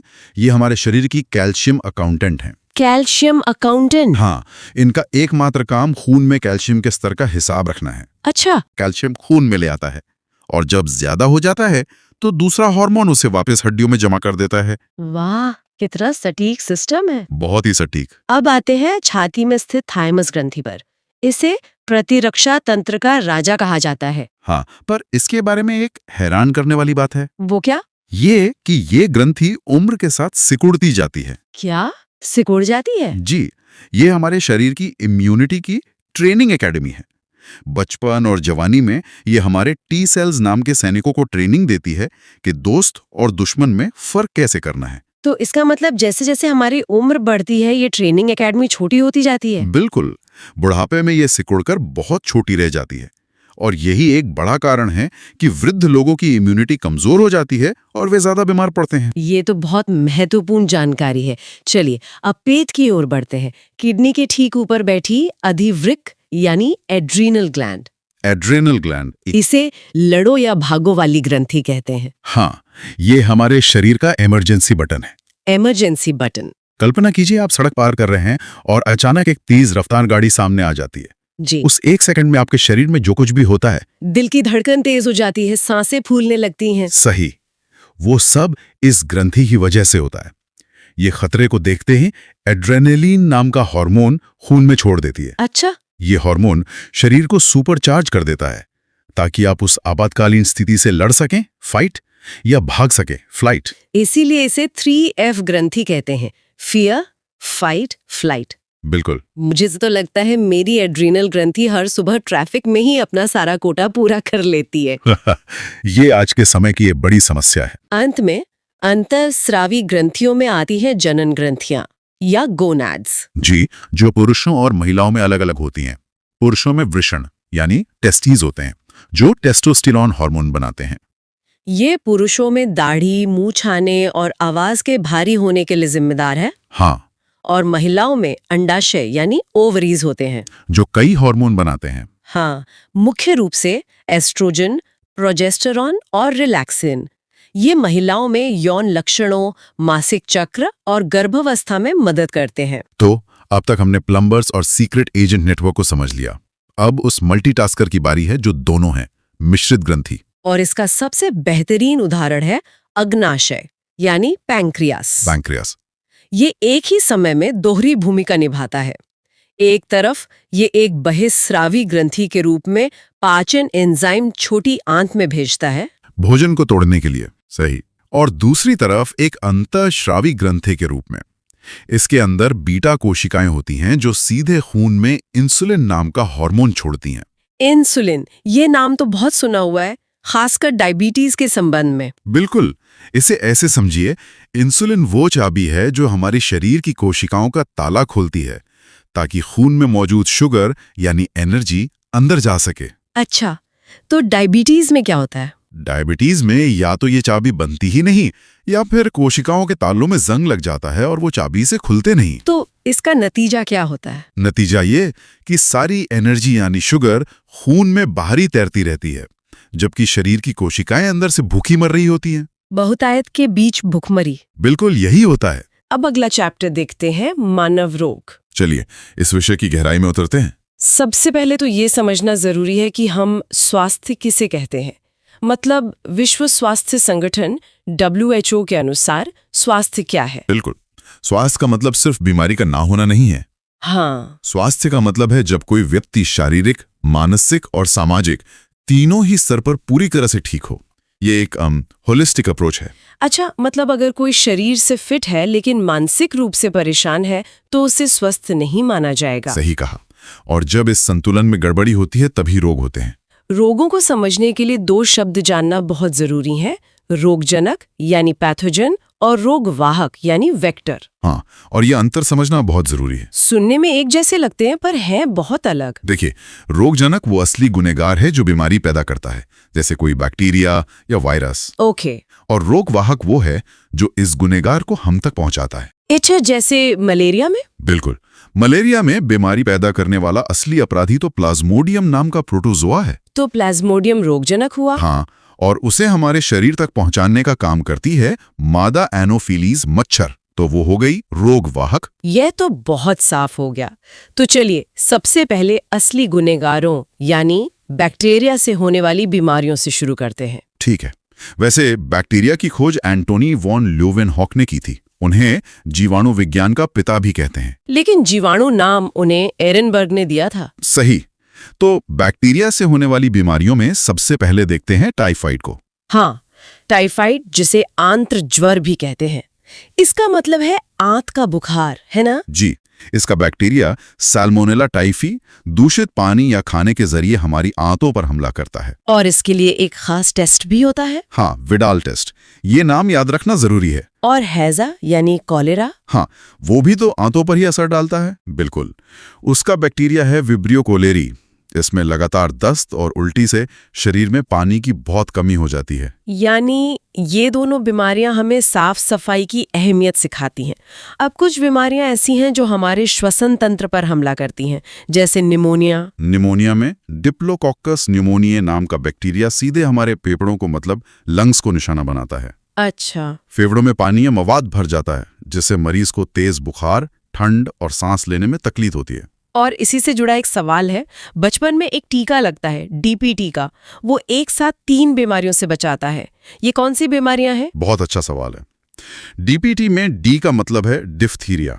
डिप्थीरिया? हाँ, इसमें बैक्टीरिया गले में एक मोटी झिल्ली बना देता है, जिससे श्वास नली ब्लॉक हो सकती है। मतलब ये बहुत खतरनाक हो सकता है। और पी का क्या मतलब है? पी का मतलब है पर्टूसिस, जिसे हम आम भाषा में काली खांसी कहते हैं। ओके। इसमें मरीज को खांसी के ऐसे दौरे पड़ते हैं कि सांस लेना मुश्किल हो जाता है। और टी मतलब टेटनस, जिसे लॉक जॉ भी कहते हैं। बिल्कुल। इसका बैक्टीरिया क्लोस्ट्रीडियम टेटानी घाव के जरिए शरीर में घुसकर हमारे तंत्रिका तंत्र पर हमला करता है। इसीलिए कहते हैं कि जंग लगी चीज से चोट लगने पर इंजेक्शन लगवा लेना चाहिए। जी। इससे मांसपेशियों में, खासकर जबड़े में भयानक अकड़ान आ जाती है। तो एक डीपीटी का टीका इन 3 बड़े खतरों से सुरक्षा देता है। कमाल है। अब एक और बीमारी की बात करते हैं, प्लेग।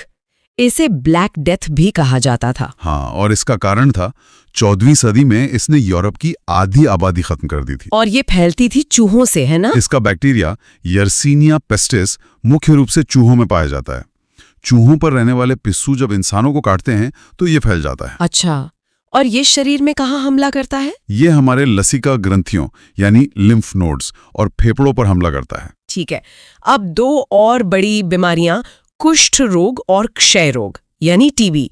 इनके बैक्टीरिया के नाम भी मिलते जुलते हैं। हाँ, कुष्ठ रोग यानी लेप्रेसी का बैक्टीरिया है माइकोबैक्टीरियम लेप्री और टीबी का है माइकोबैक्टीरियम ट्यूबरकुलोसिस। कुष्ठ रोग त्वचा और नसों को प्रभावित करता है। जी, और इसके इलाज के लिए MDT मतलब मल्टी ड्रग थेरेपी का इस्तेमाल होता है। वहीं टीबी मुख्य रूप से फेफड़ों पर हमला करती है। और टीबी से बचाव के लिए जन्म के समय BCG का टीका लगाया जाता है। सही। और एक और बैक्टीरियल रोग है सिफिलिस, जो एक यौन संचारित रोग है। तो ये थी बैक्टीरिया की दुनिया। अब बात करते हैं उनसे भी छोटे और शायद ज्यादा चालाक दुश्मन की, वायरस। हाँ, वायरस। इनकी खोज रूसी वैज्ञानिक दिमित्री इवानोव्स्की ने की थी, तंबाकू के पत्ते में। और ये बैक्टीरिया से अलग कैसे हैं? वायरस को बढ़ने के लिए हमारी ही कोशिकाओं को हाईजैक करना पड़ता है। वो हमारी कोशिकाओं के अंदर घुसकर अपनी फैक्ट्री बना लेता है। इनसे होने वाली बीमारियां भी बहुत आम हैं, जैसे डेंगू, जिसे हड्डी तोड़ बुखार भी कहते हैं। ये नाम इसलिए पड़ा क्योंकि इसमें जोड़ों और मांसपेशियों में बहुत तेज दर्द होता है। और ये एडीज इजिप्टी मच्छर से फैलता है। हाँ, इसका वायरस है अर्बोवायरस। लेकिन डेंगू में सबसे खतरनाक बात है प्लेटलेट्स का तेजी से गिरना। प्लेटलेट्स की कमी से अंदरूनी ब्लीडिंग का खतरा बढ़ जाता है। बिल्कुल। अच्छा, चेचक और छोटी माता मतलब स्मॉल पॉक्स और चिकन पॉक्स, क्या ये एक ही है? नहीं, दोनों में शरीर पर दाने निकलते हैं, पर ये अलग अलग वायरस से होते हैं। चेचक वैरियोला वायरस से होता था, जो बहुत जानलेवा था। लेकिन अब तो वो खत्म हो चुका है। हाँ, वैक्सीन की मदद से अब इसे दुनिया से मिटा दिया गया है। और छोटी माता वैरिसेला वायरस से होती है और ये कम गंभीर होती है। अब बात करते हैं पोलियो की। हाँ। आज भारत पोलियो मुक्त है, पर एक समय ये बहुत बड़ा खतरा था। पोलियो वायरस सीधे हमारे तंत्र का तंत्र पर हमला करता है, जिससे लकवा हो जाता है। जोनास सॉल्क द्वारा खोजी गई वैक्सीन ने दुनिया को इससे बचाया। ये विज्ञान की एक बहुत बड़ी जीत है। बिल्कुल। अब एक ऐसी बीमारी पर आते हैं जो वायरस की चालाकी का सबसे बड़ा उदाहरण है, एड्स।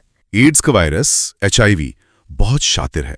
वो सीधे शरीर की सेना यानी हमारे इम्यून सिस्टम पर ही हमला कर देता है। मतलब ये हमारे वाइट ब्लड सेल्स WBC को ही खत्म कर देता है। हाँ, जो हमारे बीमारियों से लड़ने वाले सिपाही हैं उन्हीं को। तो जब सेना ही नहीं रहेगी तो कोई भी छोटा मोटा संक्रमण जानलेवा बन सकता है। सही। और एड्स का पता लगाने के लिए एलिसा टेस्ट किया जाता है। वायरस से जुड़ी एक और अजीब बीमारी है, रेबीज, जिसे हाइड्रोफोबिया भी कहते हैं, मतलब पानी से डर। ये बहुत अजीब है। इसका एक कारण है। रेबीज का वायरस, रैब्डो वायरस, जब किसी संक्रमित जानवर के काटने से शरीर में पहुंचता है तो ये सीधा दिमाग की नसों पर असर करता है। ओके। ये गले की मांसपेशियों को इस तरह प्रभावित करता है कि मरीज के लिए कुछ भी निगलना, यहां तक कि पानी पीना भी बहुत दर्दनाक हो जाता है। अच्छा। तो इस भयानक दर्द के कारण मरीज पानी से डरने लगता है। हाँ। और इसके टीके की खोज महान वैज्ञानिक लुई पास्चर ने की थी। कमाल है। अच्छा, और जुकाम, वो भी तो वायरस से ही होता है? जी, राइनो वायरस से। इसके अलावा गलसुआ यानी मम्स, पीलिया, ट्रकोमा और मेनिंजाइटिस भी वायरस से होने वाले रोग हैं। ठीक है, तो हमने बैक्टीरिया और वायरस देख लिए। अब अगली श्रेणी है प्रोटोजोआ। प्रोटोजोआ एक कोशिका वाले जीव हैं। मलेरिया के अलावा इनसे एक और बीमारी होती है, सोने की बीमारी। सोने की बीमारी मतलब इसमें बहुत नींद आती है? हाँ, इसका प्रोटोजोआ ट्रिपैनोसोमा सीसी मक्खी के काटने से फैलता है और हमारे दिमाग पर असर करता है, जिससे मरीज को बहुत ज्यादा नींद आती है। और पायरिया, जो मसूड़ों की समस्या है। सही। पायरिया एंटरमीबा जिंजुएलिस नाम के प्रोटोजोआ से होता है, जिससे मसूड़ों में सूजन आती है और खून निकलता है। जी। इसी तरह पेचिश और कालाजार भी प्रोटोजोआ से होने वाली बीमारियां हैं, जो क्रमशः आंत और अस्थि मज्जा को प्रभावित करती हैं। ठीक है, अब आते हैं फंगस यानी कवक पर। इनसे क्या क्या होता है? फंगस से होने वाले ज्यादातर संक्रमण त्वचा पर होते हैं, जैसे दाद यानी रिंगवर्म, जिसमें त्वचा पर लाल रंग के गोल चक्खते बन जाते हैं। हाँ, इसका कवक है ट्राइकोफाइटन।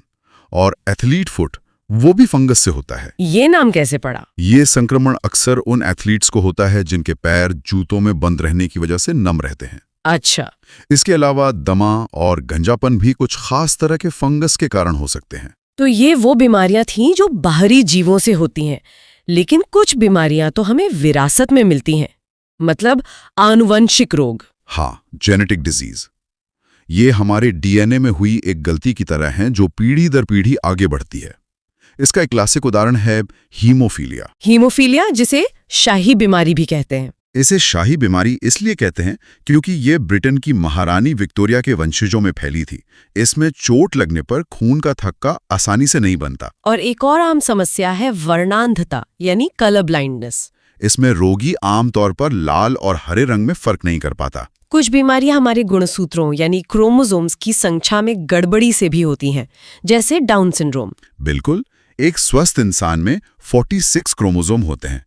डाउन सिंड्रोम में एक अतिरिक्त क्रोमोसोम आ जाता है, जिससे कुल संख्या 47 हो जाती है। इससे व्यक्ति का मानसिक और शारीरिक विकास प्रभावित होता है। हाँ, और इसे मंगोलिज्म भी कहते हैं। और टर्नर सिंड्रोम इसका उल्टा है। हाँ, टर्नर सिंड्रोम सिर्फ स्त्रियों में होता है और इसमें एक क्रोमोसोम कम हो जाता है, यानी कुल 45 रह जाते हैं, जिससे उनका शारीरिक विकास रुक जाता है और बांझपन होता है। इसी तरह क्लीनेफेल्टर सिंड्रोम पुरुषों में होता है, जिसमें एक अतिरिक्त क्रोमोसोम होने से उनमें नपुंसकता आ जाती है। और हमारी सूची में आखिरी आनुवंशिक रोग है पटाउ सिंड्रोम। ये भी क्रोमोसोम की संख्या में गड़बड़ी से होता है।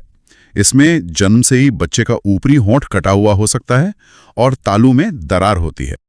चलिए अब अगला चैप्टर देखते हैं, पादप रोग। पादप रोग। तो पादप रोग का मतलब है पौधों में कोई भी ऐसा नुकसान जो उनकी सामान्य कार्यक्षमता या कह सकते हैं उनकी आर्थिक उपयोगिता को प्रभावित करे। अच्छा। और पौधों में रोग मुख्य रूप से 4 कारणों से होते हैं: विषाणु, जीवाणु, कवक और चौथा है कुछ तत्वों की कमी, जिसे हम अजैविक रोग कहते हैं। ठीक है, तो सबसे पहले सबसे छोटे वाले से शुरू करते हैं, विषाणु जनित रोग। बिल्कुल, इसमें सबसे मशहूर है तंबाकू का मोज़ेक रोग। हाँ, TMV वाला। जी, टोबैको मोज़ेक वायरस। इसमें होता क्या है कि पत्तियां सिकुड़ जाती हैं और छोटी हो जाती हैं। ऐसा क्यों होता है? क्योंकि ये वायरस पत्तियों का क्लोरोफिल नष्ट कर देता है, मतलब पौधे की खाना बनाने की फैक्ट्री ही बंद। और आलू में भी तो कुछ ऐसा ही होता है, आलू का मोज़ेक रोग। हाँ, वो होता है पोटैटो वायरस एक्स के कारण। लक्षण लगभग वैसे ही है, पत्तियों पर चितकबरापन आ जाता है और पौधा वो बौना रह जाता है। लेकिन एक और बहुत दिलचस्प बीमारी है, केले का बंकी टॉप रोग। बंकी टॉप, ये कैसा नाम है? इसका कारण है बनाना वायरस 1। इसमें केले का पौधा बौना रह जाता है और उसकी सारी पत्तियां वो ऊपर की तरफ एक गुलाब की कली की तरह इकट्ठी हो जाती हैं। अरे वाह, एक गुच्छे की तरह। बिल्कुल, इसलिए इसे बंकी टॉप कहते हैं। और एक रंग परिवर्तन भी होता है ना वायरस की वजह से? जी हाँ, इसमें पत्तियों का हरा रंग खत्म हो जाता है और वे पीली या सफेद हो जाती हैं। इसके भी 2 पैटर्न हैं। कौन कौन से? एक है वेन क्लियरिंग। इसमें पत्ती की जो नसें होती हैं, मतलब शिराएं, वो पीली हो जाती हैं और बाकी हिस्सा हरा रहता है। तो दूसरा इसका उल्टा होगा, शिराएं हरी और बाकी पत्ती पीली। एकदम सही पकड़ा, उसे वेन बेंडिंग कहते हैं। चलिए, तो ये तो हो गए वायरस। अब आते हैं जीवाणु यानी बैक्टीरिया पर। हाँ, तो अब देखते हैं जीवाणु से होने वाले रोग।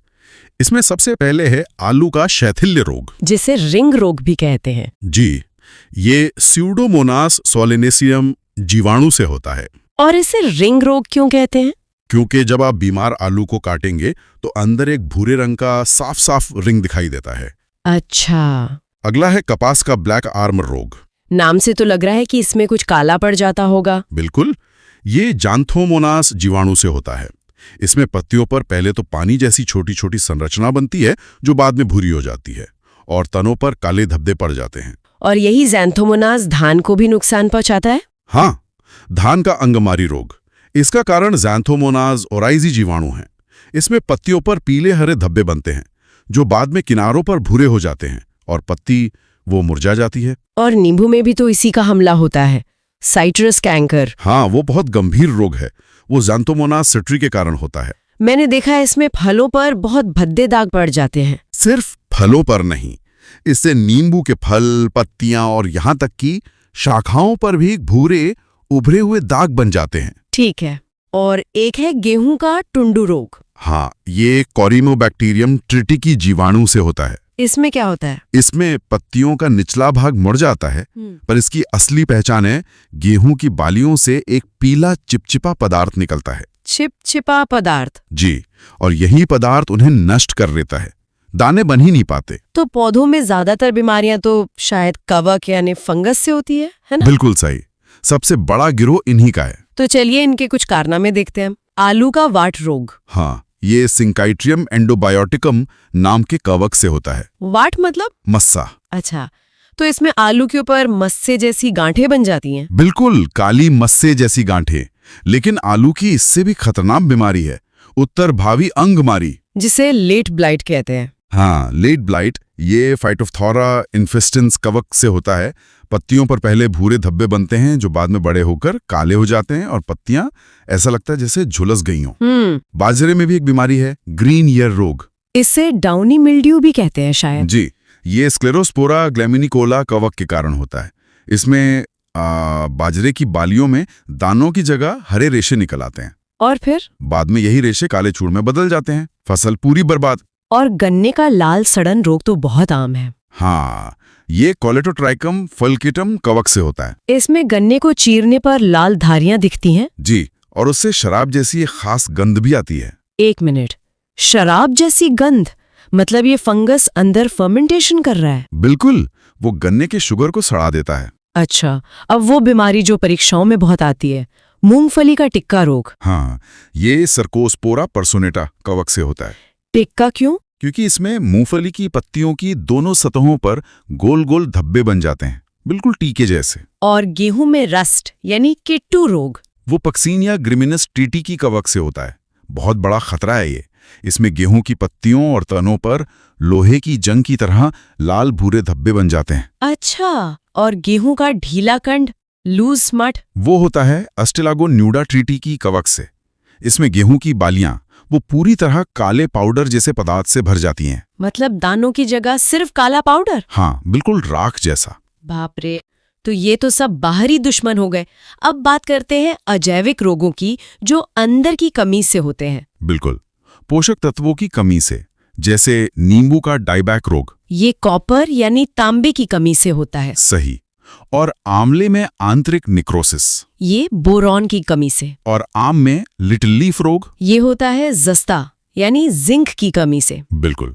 अब एक बहुत महत्वपूर्ण है, मटर में मार्श रोग। ये मैंगनीज की कमी से होता है। हाँ, और एक और महत्वपूर्ण है, धान में खैरा रोग। ये भी तो जस्ता यानी जिंक की कमी से ही होता है। जी हाँ। और फूल गोभी में विपटेल रोग। वो मोलिब्डेनम की कमी से होता है। अच्छा, और चुकंदर में हार्ट रोट? वो बोरॉन की कमी से होता है। और एक और है, फूल गोभी में ब्राउनिंग रोग। वो भी बोरॉन की कमी के कारण होता है। और आखिरी, आलू का ब्लैक हार्ट रोग। ये तो बहुत दिलचस्प लगता है। हाँ, क्योंकि ये किसी तत्व की कमी से नहीं होता। तो फिर? ये भंडारण के समय मतलब स्टोरेज में ऑक्सीजन की कमी के कारण होता है। मतलब अगर आलू को ठीक से हवा ना मिले? हाँ, तो उसका अंदर का हिस्सा, उसका दिल गलकर काला पड़ जाता है। तो चलिए अब अगला चैप्टर देखते हैं, आनुवंशिकी यानी जेनेटिक्स। जेनेटिक्स मतलब ये एक ऐसा विज्ञान है जो बताता है कि हम जो हैं वो क्यों हैं। बिल्कुल, एक तरह से ये जीनों का विज्ञान है। ये बताता है कि जो गुण है वो एक पीढ़ी से दूसरी पीढ़ी में कैसे ट्रांसफर होते हैं। अच्छा। और इसके अंदर हम मुख्य रूप से दो चीजें पढ़ते हैं। एक तो है आनुवंशिकता यानी हेरिडिटी, हाँ। और दूसरी चीज है विभिन्नता यानी वेरिएशंस, जो हमें एक दूसरे से अलग बनाती हैं। तो ये जो सारी जानकारी है हमारे गुणों की, ये हमारे शरीर में स्टोर कहाँ होती है? देखिए, ये हमारे शरीर की हर कोशिका मतलब हर एक सेल के अंदर होती है। हर सेल में? हाँ, हर सेल के अंदर होता है केंद्रक यानी न्यूक्लियस। और उस न्यूक्लियस के अंदर होते हैं गुणसूत्र, जिन्हें हम क्रोमोसोम कहते हैं। अच्छा, क्रोमोसोम के अंदर? हाँ, और क्रोमोसोम के अंदर होता है डीएनए, और डीएनए की बनावट में ही जीन पाए जाते हैं। तो असल में जीन ही वो यूनिट है। बिल्कुल, यही जीन है जो सारी आनुवांशिक जानकारी को अगली पीढ़ी तक पहुंचाते हैं। ठीक है, तो अब कुछ जरूरी जो फैक्ट्स हैं या खोज हैं उन पर बात करते हैं। हाँ, जैसे जो जेनेटिक्स शब्द है, इसका सबसे पहला प्रयोग 1905 में वॉटसन ने किया था। अच्छा, वॉटसन ने। और फादर ऑफ जेनेटिक्स किसे कहते हैं? ये तो बहुत फेमस नाम है। हाँ, वो है ग्रेगर जोहान मेंडल। जी, क्योंकि उन्होंने ही सबसे पहले इस पे इतना विस्तार से अध्ययन किया था। और मॉडर्न जेनेटिक्स के पिता? वो अलग है। हाँ, फादर ऑफ मॉडर्न जेनेटिक्स कहा जाता है टीएच मॉर्गन को। टीएच मॉर्गन, ठीक है। और जीन शब्द किसने दिए? जीन शब्द 1909 में जॉनसन ने दिया था। और ये तो हम जानते ही हैं कि डीएनए ही आनुवांशिक गुणों का वाहक है। चलिए तो अब गुणसूत्रों पर आते हैं। मनुष्यों में इनकी व्यवस्था कैसी होती है? एक सामान्य मनुष्य में 46 गुणसूत्र होते हैं। 46? हाँ, जो 23 जोड़ों में मतलब 23 पेयर्स में होते हैं। अच्छा। इनमें से जो 44 गुणसूत्र हैं यानी 22 जोड़े, हाँ। वो कहलाते हैं ऑटोसोम। इनका क्या काम है? इनका काम है शरीर का निर्माण करना। मतलब हमारी जो अंग है, बनावट है, वो सब। ठीक है, तो ये 44 हो गए। और बाकी के दो? बाकी का जो एक जोड़ा है, हाँ। यानी 2 गुणसूत्र, हाँ। वो होते हैं सेक्स क्रोमोसोम। अच्छा। और जैसा नाम से ही पता चल रहा है, हाँ। ये लिंग का निर्धारण करते हैं। तो ये पुरुष और महिला में कैसे अलग होता है? पुरुष में मतलब मेल में 44 ऑटोसोम के साथ XY गुणसूत्र होते हैं। XY। और महिला में यानी फीमेल में 44 के साथ XX गुणसूत्र होते हैं। XX। तो इसका मतलब ये हुआ कि संतान का लिंग वो तो पिता के गुणसूत्र से ही तय होगा। बिल्कुल, क्योंकि माँ से तो हमेशा X क्रोमोसोम ही आएगा। सही बात है। अगर पिता से Y गुणसूत्र आता है तो माँ के X से मिलकर लड़का XY होगा, और अगर पिता से X क्रोमोसोम आता है तो लड़की XX होगी। ये जानना बहुत जरूरी है। चलिए अब वापस मेंडल के प्रयोगों पर चलते हैं। उन्होंने अपने प्रयोग मटर के पौधे पर किए थे, है ना? हाँ, मटर के पौधे पर, जिसका साइंटिफिक नाम है पाइसम सटाइवम। उन्होंने मटर को ही क्यों चुना? कोई खास वजह? हाँ, कई वजह थी। एक तो इसका जीवन काल बहुत छोटा होता है, बस 3-4 महीने। तो वो जल्दी जल्दी कई पीढ़ियों को स्टडी कर सकते थे? बिल्कुल।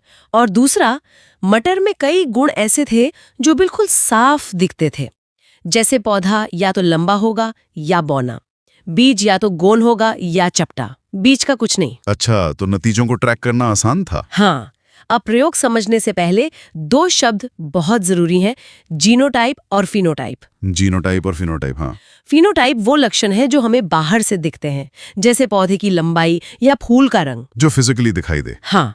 और जीनोटाइप वो लक्षण है जो बाहर से नहीं दिखते, वो जीव के अंदर की जेनेटिक संरचना होती है। मतलब अंदर का जेनेटिक कोड। एकदम सही। तो मेंडल ने कितने तरह के प्रयोग किए थे? मुख्य रूप से 2 तरह के प्रयोग किए। पहला था एकल संकरण यानी मोनोहाइब्रिड क्रॉस। Monohybrid cross. और दूसरा था द्विसंकरण यानी डायहाइब्रिड क्रॉस। ठीक है, तो पहले एकल संकरण की बात करते हैं। हाँ। इसमें क्या हुआ? इसमें मेंडल ने एक ही लक्षण लिया। उन्होंने एक शुद्ध लंबा पौधा लिया जिसका जीनोटाइप था टीटी, और एक शुद्ध बौना पौधा लिया जिसका जीनोटाइप था टीटी। और इनका क्रॉस कराया? हाँ। जब इनका क्रॉस कराया तो जो पहली पीढ़ी हुई, जिसे F1 जनरेशन कहते हैं, उसमें सारे के सारे पौधे लंबे हुए। सारे? एक भी बौना नहीं? एक भी नहीं। और यहीं से मेंडल ने अपना पहला नियम दिया, प्रभाविता का नियम, यानी लॉ ऑफ डोमिनेंस। अच्छा। इसका मतलब है कि लंबा गुण टी बौने गुण टी पर प्रभावी है, डोमिनेंट है, वो उसे छिपा देता है। तो वो जो बौनेपन का बुल था वो गायब हो गया? गायब नहीं हुआ, बस छिप गया। और ये दूसरी पीढ़ी में पता चला। वो कैसे? उन्हें 2 बहुत जरूरी अनुपात मिले। अनुपात मतलब रेशियो? हाँ, रेशियो। पहला था फिनोटाइपिक रेशियो, मतलब जो बाहर से दिख रहा था। वो क्या था? वो था 3:1, मतलब 75% पौधे लंबे थे और 25% पौधे बौने थे। वो छिपा हुआ गुण वापस आ गया था। अरे वाह! और जीनोटाइपिक रेशियो मतलब अंदर के कोड का? वो और भी दिलचस्प था। वो था 1:1। 1:1? इसका क्या मतलब हुआ? इसका मतलब था कि एक पौधा शुद्ध लंबा था, टीटी, 2 पौधे अशुद्ध या संकर लंबे थे, टीटी, और एक पौधा शुद्ध बौना था, टीटी। अच्छा, तो बाहर से दिखने वाले 3 लंबे पौधों में से असल में 2 हाइब्रिड थे। बिल्कुल। ये तो बहुत ही कमाल की खोज थी। अब द्विसंकरण प्रयोग की बात करते हैं। हाँ, डायहाइब्रिड क्रॉस। इसमें मेंडल ने 2 लक्षण एक साथ लिए। 2 लक्षण जैसे? जैसे एक पौधा जो लंबा था और जिसके फूल लाल थे, TTRR, और दूसरा पौधा जो बौना था और जिसके फूल सफेद थे, TTRR। ठीक है। तो पहली पीढ़ी F1 में सारे पौधे लंबे और लाल फूल वाले हुए, क्योंकि ये दोनों गुण प्रभावी थे, डोमिनेंट थे। एकदम सही। लेकिन असली कहानी तो F2 पीढ़ी में सामने आई, जब F1 पीढ़ी का आपस में क्रॉस कराया गया। तो उसमें क्या अनुपात निकला? उसमें 16 तरह के कॉम्बिनेशन बने और फिनोटाइपिक अनुपात निकला 9:3:3:1। 9:3:3:1, ये तो काफी जटिल है। हाँ, लेकिन ये बहुत महत्वपूर्ण था। इसका मतलब था 9 पौधे लंबे और लाल फूल वाले थे, 3 पौधे लंबे और सफेद फूल वाले। अच्छा, एक नया कॉम्बिनेशन। हाँ, 3 पौधे बौने और लाल फूल वाले, ये भी नया था। और आखिर का एक? और सिर्फ एक पौधा बौना और सफेद फूल वाला था। तो इसका जीनोटाइपिक अनुपात तो और भी मुश्किल होगा। हाँ, वो बहुत जटिल है। 1:1:4:2:1:1। उसे याद रखने की जरूरत नहीं। ठीक है, तो इन सभी प्रयोगों के आधार पर मेंडल ने अपने 3 मुख्य नियम दिए हैं ना? जी, 3 नियम। पहला तो हमने देख लिया, प्रभाविता का नियम। हाँ, लॉ ऑफ डोमिनेंस, कि जब 2 अलग लक्षणों का क्रॉस होता है तो पहली पीढ़ी में सिर्फ प्रभावी लक्षण ही दिखता है। और दूसरा नियम? दूसरा नियम है पृथक्करण का नियम, यानी लॉ ऑफ सेग्रीगेशन। इसका क्या मतलब है? इसका मतलब है कि जब युग्मक यानी गैमीट बनते हैं तो हर लक्षण के जीन यानी एलील्स एक दूसरे से अलग हो जाते हैं। अच्छा, इसीलिए इसे युग्मकों की शुद्धता का नियम भी कहते हैं। हर गैमीट अपने आप में प्योर होता है। और तीसरा नियम जो डाइहाइब्रिड क्रॉस से निकला, वो है स्वतंत्र अपव्यूहन का नियम, यानी law of independent assortment. Independent assortment? हाँ, इसका मतलब है कि जब दो या ज्यादा लक्षणों की वंशानुगति एक साथ होती है तो एक लक्षण की वंशानुगति दूसरे को प्रभावित नहीं करती। मतलब वो एक दूसरे से स्वतंत्र हैं? बिल्कुल, वे स्वतंत्र रूप से अगली पीढ़ी में जाते हैं। जैसे पौधे की लंबाई का उसके फूल के रंग से कोई लेना देना नहीं है। तो चलिए अब अगला चैप्टर देखते हैं, जैव विकास। बिल्कुल, एवोल्यूशन। और ये एक ऐसा टॉपिक है जो मतलब हमेशा से ही बहुत दिलचस्प रहा है। हाँ, कि आखिर हम यहाँ तक पहुंचे कैसे, जीवन की शुरुआत कैसे हुई और फिर उससे इतने अलग अलग तरह के जीव कैसे बन गए। सही बात है। और ये कहानी को एक दिन में नहीं लिखी गई, मतलब सदियों से लोग इसे समझने की कोशिश कर रहे हैं। और शुरुआत के जो आइडियाज थे वो तो आज सुनने में बड़े अजीब लगते हैं। हाँ, जैसे वो विशेष सृजन का सिद्धांत, थ्योरी ऑफ स्पेशल क्रिएशन। हाँ, कि किसी एक सर्वशक्तिमान शक्ति ने सब कुछ जैसा है वैसा ही बना दिया और इसमें कोई सवाल नहीं, बस मान लो। बिल्कुल, ये एक तरह से आस्था पे आधारित बात थी। लेकिन फिर लोगों ने सवाल पूछने शुरू किए और वहीं से एक और थ्योरी आई, अजीवात जीवोत्पत्ति। एबायोजेनेसिस, ये नाम ही बड़ा टेक्निकल है। मतलब क्या था इसका? इसका मतलब बहुत सीधा था कि जीवन निर्जीव चीजों से, मतलब नॉन लिविंग थिंग से अपने आप पैदा हो जाता है। क्या? कैसे? जैसे कीचड़ से मेंढक? एकदम सही पकड़ा। लोगों को यही लगता था। वो देखते थे कि अरे कीचड़ में अचानक मेंढक आ गए तो वो कीचड़ से बने होंगे। एक वैज्ञानिक थे वॉन हेलमुंट। ओह हाँ, उन्होंने तो चूहे बनाने की रेसिपी दी थी, है ना? हाँ बिल्कुल। उनका दावा था कि अगर एक पसीने से भीगी कमीज को गेहूं के साथ रख दो तो बस 21 दिन में चूहे अपने आप पैदा हो जाएंगे। क्या बात है! जबकि असल में चूहे तो बस वहां आ जाते होंगे। वही तो। पर उस वक्त ये एक सीरियस साइंटिफिक दावा था। तो फिर इस आइडिया को चुनौती कैसे मिली? इसे चुनौती दी जीवात जीवोत्पत्ति यानी बायोजेनेसिस के सिद्धांत ने, जिसका फंडा बहुत सिंपल था कि जीवन जीवन से ही आता है। बिल्कुल, life comes from pre existing life.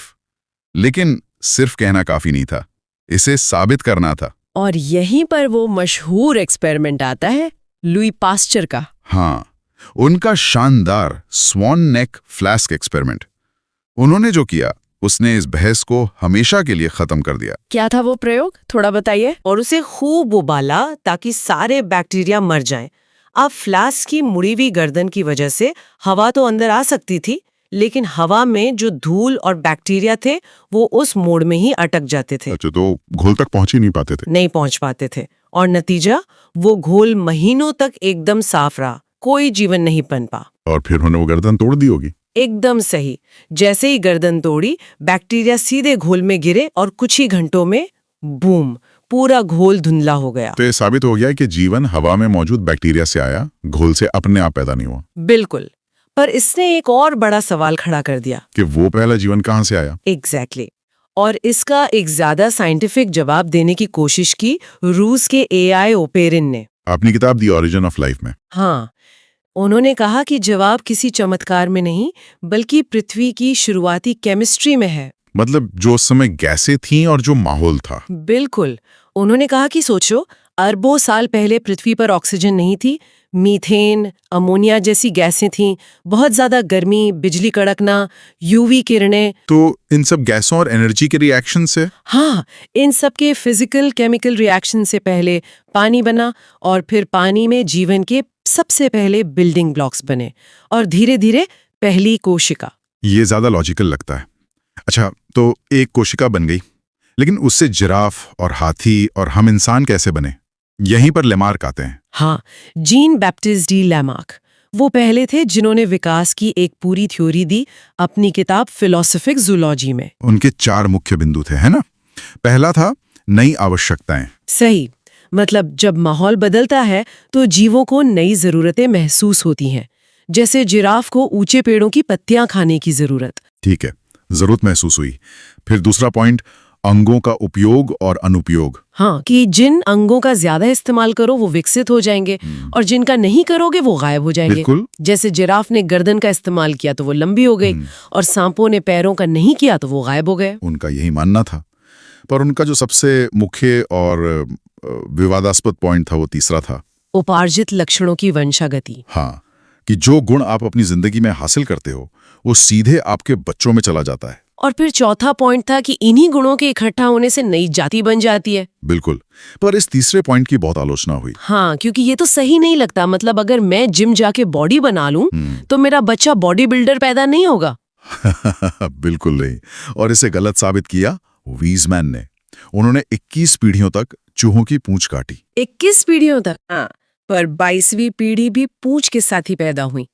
इससे लेमार्क की थ्योरी का ये हिस्सा पूरी तरह खारिज हो गया। तो लेमार्क के बाद आए असली गेम चेंजर, चार्ल्स डार्विन। हाँ, चार्ल्स डार्विन। वो बीगल जहाज पर निकले और दुनिया घूमकर जो देखा उसने सब कुछ बदल दिया। उन्होंने दिया प्राकृतिक वर्ण यानी नेचुरल सिलेक्शन का सिद्धांत। बिल्कुल।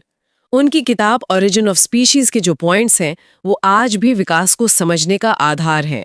पहला पॉइंट तो था संतान उत्पत्ति की प्रचुर क्षमता, मतलब हर जीव जरूरत से ज्यादा बच्चे पैदा करता है। हाँ, एक मछली लाखों अंडे देती है पर वो सब जिंदा नहीं रहते। क्यों? क्योंकि यहीं से शुरू होता है दूसरा पॉइंट, जीवन संघर्ष। स्ट्रगल फॉर एग्जिस्टेंस, भोजन के लिए, जगह के लिए, सुरक्षा के लिए। बिल्कुल। और इस संघर्ष में कौन बचेगा, यही आता है तीसरा और सबसे जरूरी पॉइंट, योग्यतम की उत्तरजीविता। Survival of the fittest. और यहाँ फिट का मतलब सबसे ताकतवर नहीं है। नहीं, बिल्कुल नहीं।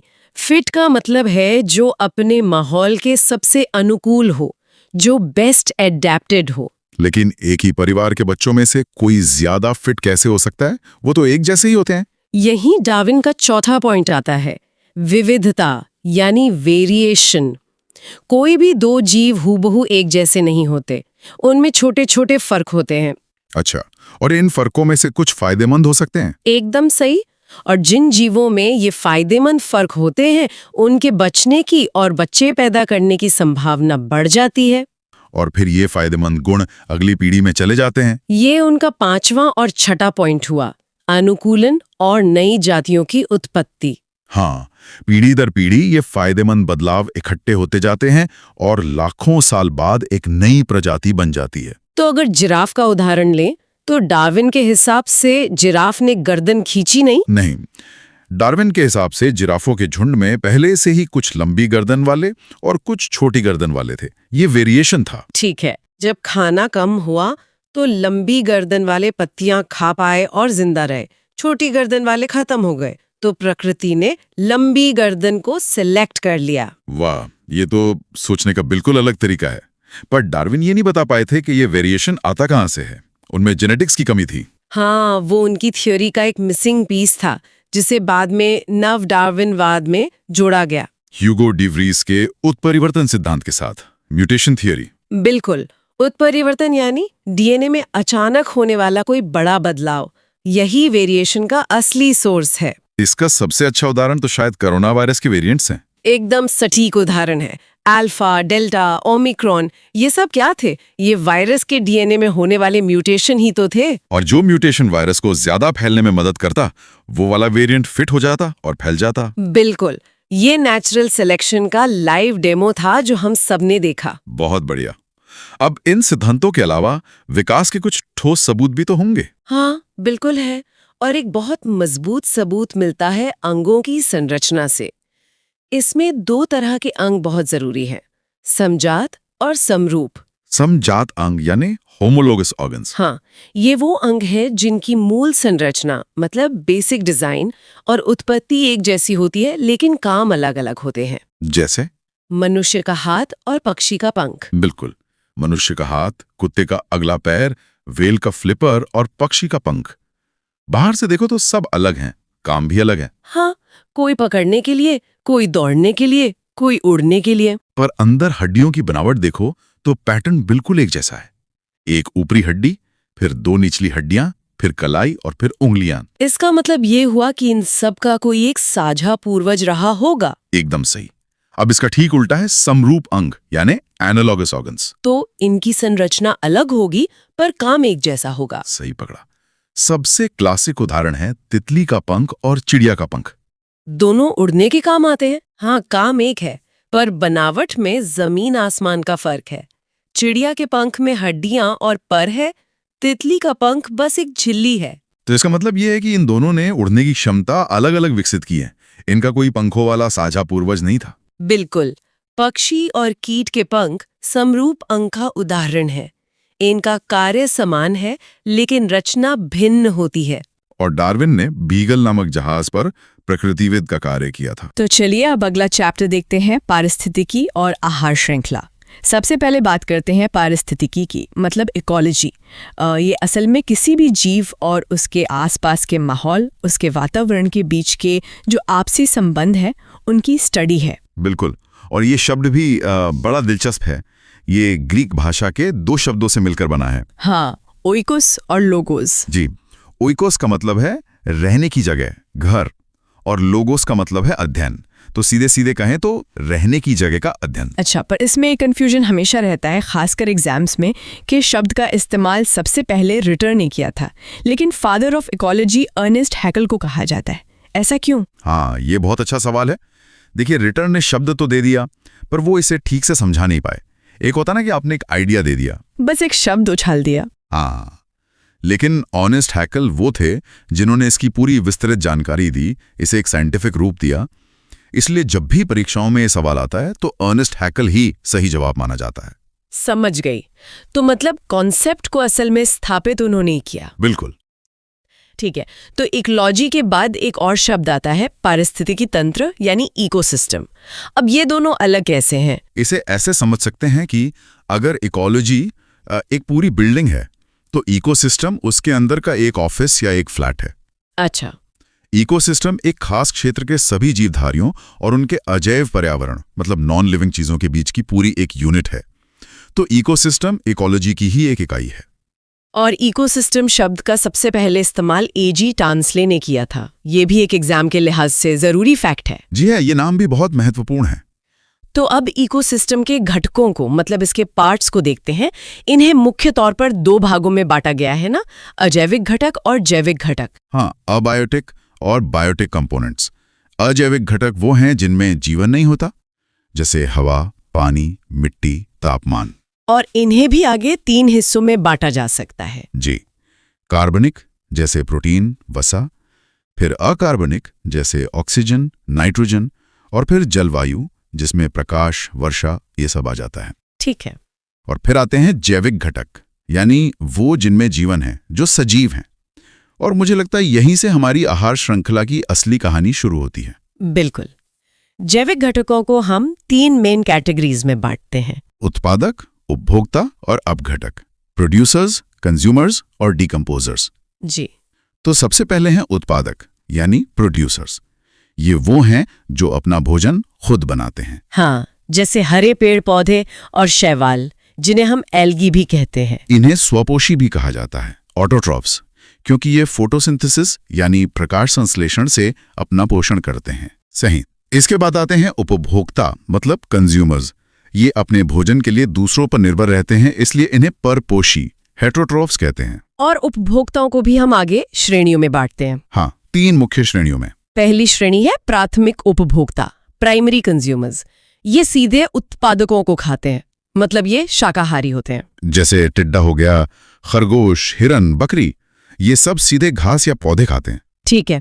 फिर दूसरी श्रेणी है द्वितीयक उपभोक्ता, यानी सेकेंडरी कंज्यूमर्स की। ये प्राथमिक उपभोक्ताओं को खाते हैं। तो ये मांसाहारी हुए। हाँ, जैसे मेंढक जो टिड्डे को खाता है, या फिर सांप और लोमड़ी। बिल्कुल। और फिर आती है सबसे ऊंची श्रेणी, तृतीयक उपभोक्ता, टर्शरी कंज्यूमर्स। ये तो टॉप के शिकारी हो गए। हाँ, ये प्राथमिक और द्वितीयक दोनों तरह के उपभोक्ताओं को खा सकते हैं, जैसे बाघ, शेर और चीता। अच्छा, और इन सब के बाद आते हैं अपघटक, डिकम्पोजर्स। ये दिखाई तो नहीं देते, पर शायद सबसे जरूरी काम यही करते हैं। बिना किसी शक के। ये सूक्ष्म जीव होते हैं, जैसे बैक्टीरिया और कवक। इनका काम है मरे हुए जीवों के शरीर को तोड़कर, डीकम्पोज करके पोषक तत्वों को वापस वातावरण में मिला देना। तो एक तरह से ये प्रकृति के सफाई कर्मी हो गए। सफाई कर्मी भी और रिसाइकलिंग एजेंट भी। तो इन सभी घटकों से मिलकर बनती है आहार श्रृंखला, फूड चेन। इसका एक क्लासिक उदाहरण जो हम सबने स्कूल में पढ़ा है, जैसे घास। घास को टिड्डे ने खाया, जो कि प्राथमिक उपभोक्ता है। टिड्डे को मेढक ने खाया, जो द्वितीयक उपभोक्ता है। मेढक को सांप ने, और फिर सांप को बाज ने खा लिया, जो यहाँ पर तृतीयक उपभोक्ता हो गया। और जब वो बाज मर जाएगा तो अपघटक मतलब डिकम्पोजर्स उसे वापस मिट्टी में मिला देंगे और वो पोषक तत्व फिर से घास के काम आएंगे। तो ये पूरी साइकिल चलती रहती है। वैसे एक आहार श्रृंखला में कम से कम कितनी श्रेणियां होती हैं? कम से कम 3 तो होती हैं, जैसे घास, उसे खाने वाली बकरी और बकरी को खाने वाला शेर। और सबसे लंबी श्रृंखला में 5 श्रेणियों तक हो सकती हैं। 5 से ज्यादा क्यों नहीं? उस पर हम अभी आएंगे जब हम ऊर्जा के पिरामिड की बात करेंगे, वो बहुत दिलचस्प है। ठीक है, तो अब बात करते हैं पारिस्थितिक पिरामिड की। इसमें पहला है संख्या का पिरामिड, पिरामिड ऑफ नंबर्स। हाँ, ये पिरामिड दिखाता है कि किसी भी इकोसिस्टम में जीवों की संख्या नीचे से ऊपर की ओर घटती जाती है। मतलब सबसे ज्यादा संख्या उत्पादकों की होती है, यानी पेड़ पौधों की, उनसे कम प्राथमिक उपभोक्ताओं की, और सबसे कम संख्या होती है तृतीयक उपभोक्ताओं की। तो अगर उत्पादक ही कम हो गए तो पूरा सिस्टम गड़बड़ा जाएगा। बिल्कुल, पूरा सिस्टम ढह जाएगा। ठीक है, और दूसरा और शायद सबसे महत्वपूर्ण है ऊर्जा का पिरामिड, पिरामिड ऑफ एनर्जी। जी, और यहीं पर लिंडमैन का 10% का नियम लागू होता है। ये एग्जाम के लिए बहुत ही जरूरी कॉन्सेप्ट है। 10% का नियम। हाँ, इसके अनुसार जब ऊर्जा एक स्तर से मतलब एक ट्रॉफिक लेवल से दूसरे स्तर पर जाती है तो उसका केवल 10% ही आगे ट्रांसफर होता है। सिर्फ 10%? तो बाकी 90% ऊर्जा का क्या होता है? बाकी 90% ऊर्जा उसी जीव के अपने कामों में, जैसे सांस लेने में, चलने फिरने में, गर्मी पैदा करने में खत्म हो जाती है। वो अगले लेवल के लिए उपलब्ध नहीं होती। और यही वजह है कि ऊर्जा का पिरामिड हमेशा सीधा होता है, अपराइट। हमेशा, ये कभी उल्टा नहीं हो सकता। तो इसका एक उदाहरण से समझते हैं। अगर मान लीजिए गाजर जो उत्पादक है उसमें 100 कैलोरी ऊर्जा है, तो उसे खाने वाले खरगोश को, जो प्राथमिक उपभोक्ता है, उसे सिर्फ 10 कैलोरी ही मिलेगी। सिर्फ 10 कैलोरी। और उस खरगोश को खाने वाली लोमड़ी जो द्वितीयक उपभोक्ता है, उसे उस 10 कैलोरी का भी 10% मिलेगा, यानी सिर्फ 1 कैलोरी। अच्छा, अब मैं समझी कि आहार श्रृंखला ज्यादा लंबी क्यों नहीं होती। बिल्कुल, क्योंकि 4 या 5 लेवल के बाद टॉप पर बैठे जीव के लिए इतनी कम ऊर्जा बचती है कि उसका जिंदा रहना ही मुश्किल हो जाएगा। इसीलिए दुनिया में शेरों की संख्या हमेशा हिरणों से कम होती है। प्रकृति का ये गणित कभी फेल नहीं होता। तो आज हमने देखा कंप्लीट बायोलॉजी। उम्मीद है ये वीडियो आपको पसंद आया होगा, तो वीडियो को लाइक एंड शेयर करें। ऐसे ही और इंटरेस्टिंग वीडियो देखने के लिए और अपनी तैयारी को नए लेवल पर ले जाने के लिए चैनल को सब्सक्राइब ज़रूर करें। बहुत जल्द मिलते हैं एक और मास्टर वीडियो के साथ। नमस्कार।